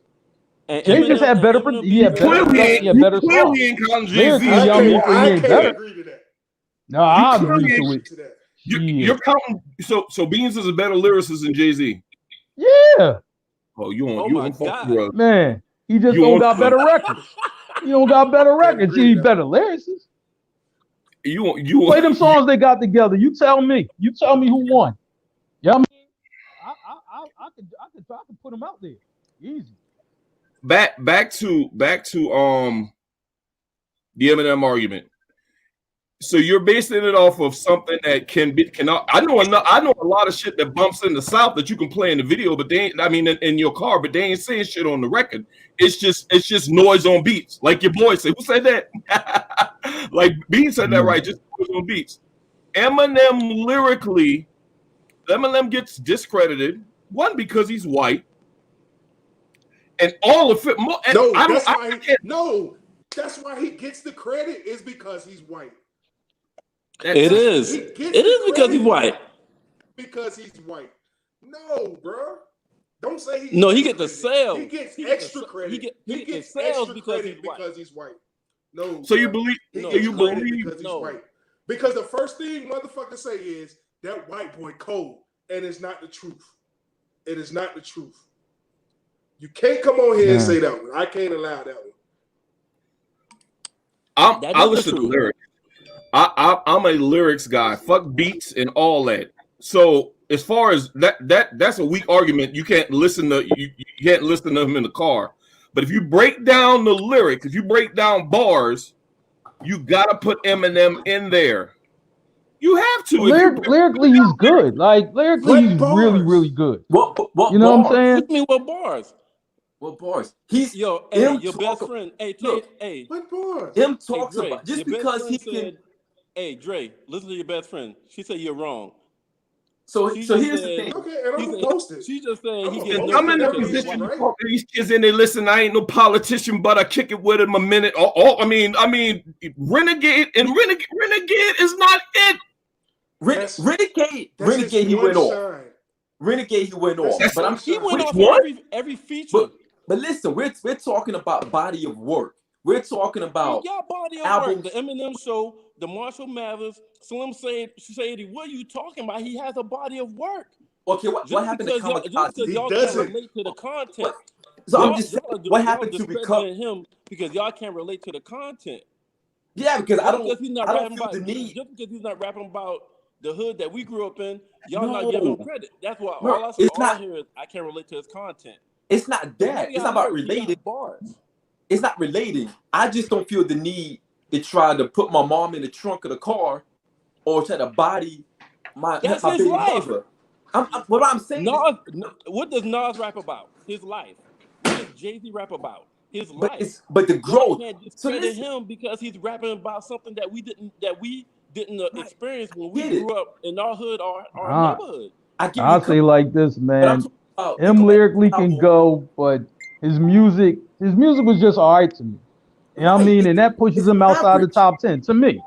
It's average. Yo, you go do back, y'all go realize, back know, to the album. just because you lyrically great don't mean you get a pass on all the other shit. It just means, lyrically you're that good. You know what I'm saying? You don't get a pass for average songs or below average songs. You don't get no pass. What are you giving? What are you grading Beans on if that's the case? Because Beans got lyrics. What else are you grading them on? He got good songs. That's the point. Feeling in the air. I mean, all the features he been on. What are we talking about? What are we talking about, boy? You ain't got no classic albums. What? The Truth was a classic. I ain't saying nothing, man. You know what? I just like, man. Like critically, if I can get this right, The Truth is up there with like a Doggy Style as critically acclaimed. See, now you talking about language, because this is what I was talking about last week. You know what I'm saying? I wouldn't see that. Doggy Style like the best album of all time. Or The Chronic. No, Stacks talking about language, because this is what I was saying before about how we talk about classic albums. If you can't put those albums on the same pedestal as Ready to Die, Reasonable Doubt, Doggy Style, The Chronic, Illmatic, you know what I mean? Low End Theory, you know what I'm saying? You can't consider it a classic. Now, there's a different tier. Southern Playalistic, kind of like music. Southern Playalistic, absolutely. Yep. So there's aliens. Right. There's a tier that falls under that, right? It's not a big gap, but there's a tier that slightly falls under that. That tiering is your other albums, you know what I mean, that came out. You're talking about, I think you have to put The Truth in that. The Truth may not be on a Reasonable Doubt or Doggy Style. Okay. But that tier that falls directly under that album is there. So is other albums that we consider to be very like Richard Die Trying.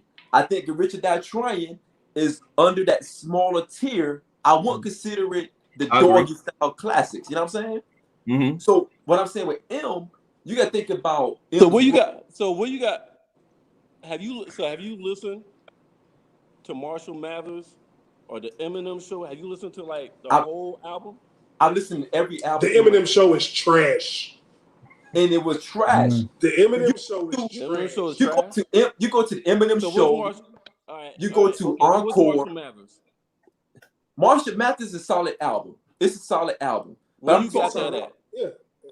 It's solid. I give it. If we're doing mics, and let's go source. If we're doing mics, I give Marshall Mathers 3.5, 4. I agree. I give Marshall Mathers about 4 mics. Now, and check this out, Stacks. And this for you. So check this out. After you go there, you go to the Eminem Show. That came out, I think, in 2002. Very mediocre album, in my opinion, right? Then you go to Encore. Encore was semi-trash. He had some joints on there that I like. The more personal joints that he had on there. I think Mockingbird was on that album, if I'm not mistaken. Love that song. That was. Why you like that song? Huh? Mockingbird? Why you like that song? I got a daughter. You know what I mean? And exactly. My point is that y'all don't like him because y'all don't relate to his content. No, I can't relate to raping my own mama. I can't. Yeah, right, I don't understand. It makes me uncomfortable. I don't think it means like, oh yeah, like, well, you don't got him in your top 10. It means you don't like him. It just means he ain't in your top 10. How do you feel about DMX if that's the case? Because DMX stated, and I quote, "If you got a daughter older than 15, I'm a raper. Take her on the living room floor right there in front of you." So you can't really, you can't take just because he said that, you can't throw the man away now. Come on now. No, we're not throwing him away. We just saying so Stacks, back to you one more time. He's not top 20, is what I'm saying. So Stacks, back to you. Wow, now he's top 20. He's in my top 20. He just ain't in my top 10. Yeah. He's not top 20. I won't go that far. Now I mean, he's not in your top 20. He just ain't in the top. He just ain't in my top 10. I think that's fair, to be honest. You know what I mean? I think that's fair. Here's the problem. Everybody want to say, "Oh, well, nobody listens to him because we don't rock with his content, or it's not relative to us." That's what the whole black community says. Hip hop. But that's what makes hip hop hip hop. Right. You know what I'm saying? Like, we have to understand what you're talking about. That's the same way when who came out, you know, like when these rappers come out and they talking this bullshit. Like, for instance, I'm glad you said that. To what Nick Cannon is talking about. So that's what makes you relevant, and that's what makes Nick Cannon. No, Nick Cannon have no skills. Nick Cannon have no skills. What do you think of Drake? What do you think of Drake? If that's your pick, what do you think of Drake? Yes. What do I think of Drake? Yes. Drake is an artist that he transcends hip hop.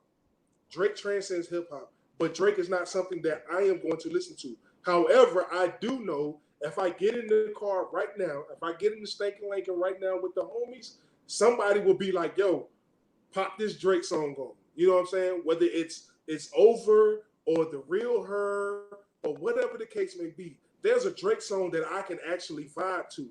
I can count on one hand how many Eminem records that I know. And on that one hand, they all come from the Marshall Mathers LP. That's why I say that is a very solid album. But when you I like him features better than I like his records. That's just me. I like his features better than I like his records. I think I listen to music differently because I don't judge based off of what I can bump in the club. I mean, if that's the case, you got rappers out there. You got Yin Yang Twins and you got rappers out there that never made commercial success. No one said anything about the never club. play. No one said nothing about the club. You saying ride? You saying nothing? I can ride in the car to my boys too. That's bullshit. Listen, let me tell you. Yeah, look, let me tell you. I can M features is better than his music. That's just me. The shit he featured on, I think is better than his music. One person talking at a time. Zelda, I'm bumping. Listen, I'm saying I didn't say nothing about club joints. I'm a DJ, and I'm not going to front. If I play like the one with him and Rihanna, that's going to get a lot of love depending on where I'm playing at. But I am not going to just be in my car and say, hey, let me throw on some Eminem. I would throw on Shy the Prince before I throw on Eminem. I would throw on fucking, everybody knows that I love Crit. So I'm going to throw on Crit regardless. I'm going to throw on 8-Ball MJG before I throw on fucking Eminem. I'm going to throw on the Lost album before I throw Eminem. There is nothing out there that says, hey, play this Eminem joint. He doesn't have that. Right. He doesn't have that in his repertoire. And how can you be top 5 if you don't have that? Right. And that's what I want to get at in the beginning, fellas. Like, in Stacks, I appreciate you jumping on, man. But I do have a question. I have a question for both of you guys. For you, Merv, too. So we're talking about M's legacy. We're talking about him being top 10. We can't even say top 5 because he shouldn't even grace that at all. That's not even an argument. But when you're talking about top 10 or top 5, you're talking about the catalog as well, right? How do you guys feel about Relapse, the album? How do you feel about Recovery, the album? How do you even feel about Kamikaze or even Encore, the album, or even the Marshall Mathers LP Part 2, the album? How do you feel about those? Like, honestly. Because those shits are trash revival. He got a couple of suspect albums. But that's not going to define his whole legacy because Jay-Z got a couple of suspect albums. Not that big. Oh, yes, he does. I'll admit I'm Jay-Z. I'm Jay-Z by Jay buys it. No, he doesn't. Name one of the Jay-Z albums. Kingdom Come is suspect. You're on crack. Wait, what suspect? What did he say? Kingdom Come is suspect. Kingdom Come is suspect. But it has records on it. Kingdom Come is suspect. It got records on it. Like, you know, it got records on it. Hey, let me interrupt. I'll give you Magna Carta. And even Magna Carta still has records on it. Like, exactly. Still has records on I mean, when something's trash, it has no good record. None. Not one. Every Eminem album have a top 2 or 3 songs on it. Every Eminem album. Stacks. Have songs I greatly appreciate you jumping on. I greatly appreciate Stacks jumping on. This is what I appreciate y'all having me. To jump on. Hey, make sure you tune in next week, man. We finna cut you short because we got somebody else on the line. I'm not sure whose man this is or who invited him. Before we get Stacks out of here, Stacks. Why you take Stacks out? Shit. Oh shit. I can put it back in. He's good. Hey, I'm hold on. Wait. I got a question for him. Hold on. Don't answer that. Let me see something. I might have sent the wrong link to somebody that wanted to. Oh yeah, I sent the wrong link. Hold on. Don't answer that. What is going on? I'm trying to get Stacks. All right. Okay. No. Don't answer that. Go ask the question. Don't answer that call. Huh? What up? What's the question, Sean? All right. Yo, so Stacks. So now you're part of the family. All right. What I want to ask, if you a music guy like I think you are. Goodness, what the hell? He left. I don't know. He left. No, he just left. I don't know why. Okay. But I'm gonna add. Yeah, don't. Hey, and we'll see. Dre, that was an accident. Don't answer that. All right. Okay, man. Go ahead. Ask the question. All right, one of your hoes on the line. You got one. What the fuck is going? Georgetown. Goodness. This Georgetown is station it's that type Georgetown stuff. internet, man. Hey, listen. This is that Georgetown internet. Hey, they see my face and they recognize.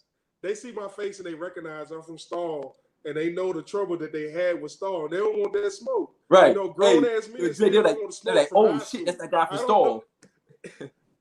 Oh shit, that guy from Stall. I don't know, man. They know what it is, North Chucktown. You know, they don't want that smoke. Yo, so if Stacks can hear me, now you're part of the family. You want me to tell him to jump back on? All right. Yeah. Ask the question before it goes away. Ask the question. Yo, Stacks. All right. Ask the question. All right, you there? So Stacks, now you are part of the family, right? And it sounds like you know your music. So we're going to extend this to you.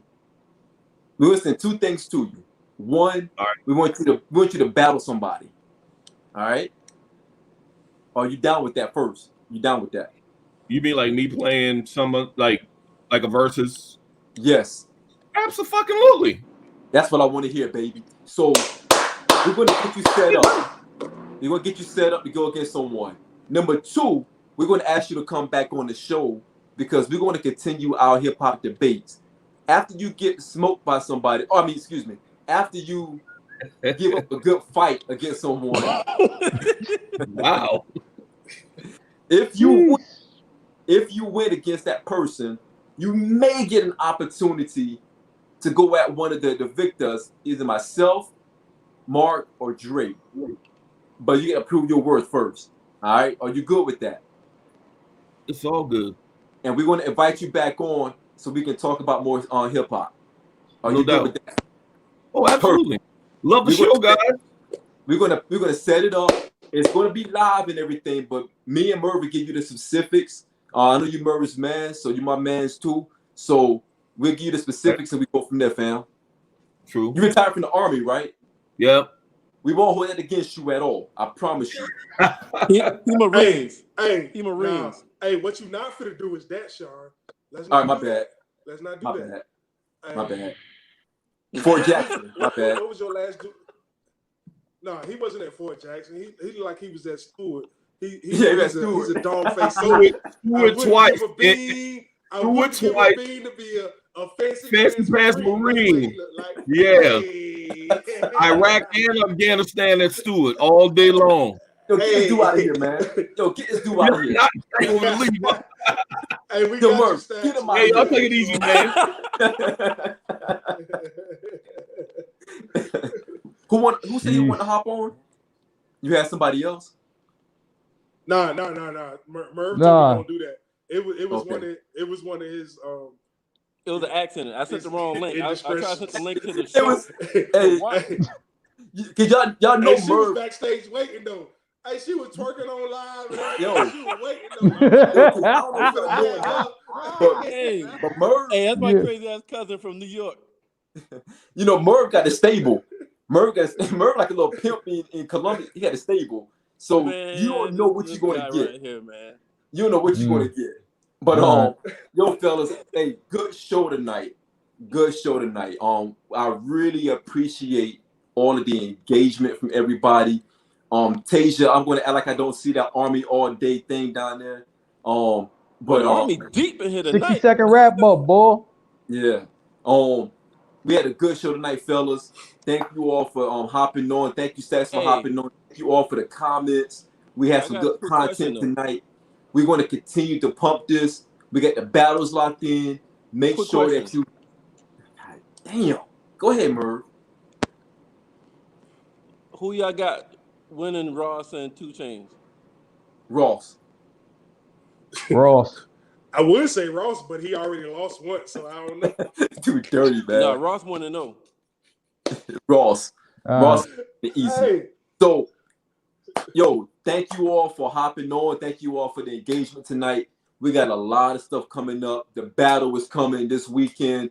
We got Merv against Bias. It's going to be 50 T.I. Merv got 50. Bias got T.I. Next week, me and Mark going West Coast. We're going to do Kendrick Lamar versus Game. Then after that, we have another one set up. So please check the alerts. If you guys have any battles you want to see, put it in the comments. If there's any content that you all want us to talk on, anything you want to hop on. As you saw, we had somebody hop on tonight. We had someone else on standby. If you all want to hop on it as well, please put it in the comments. Let's make this thing roll.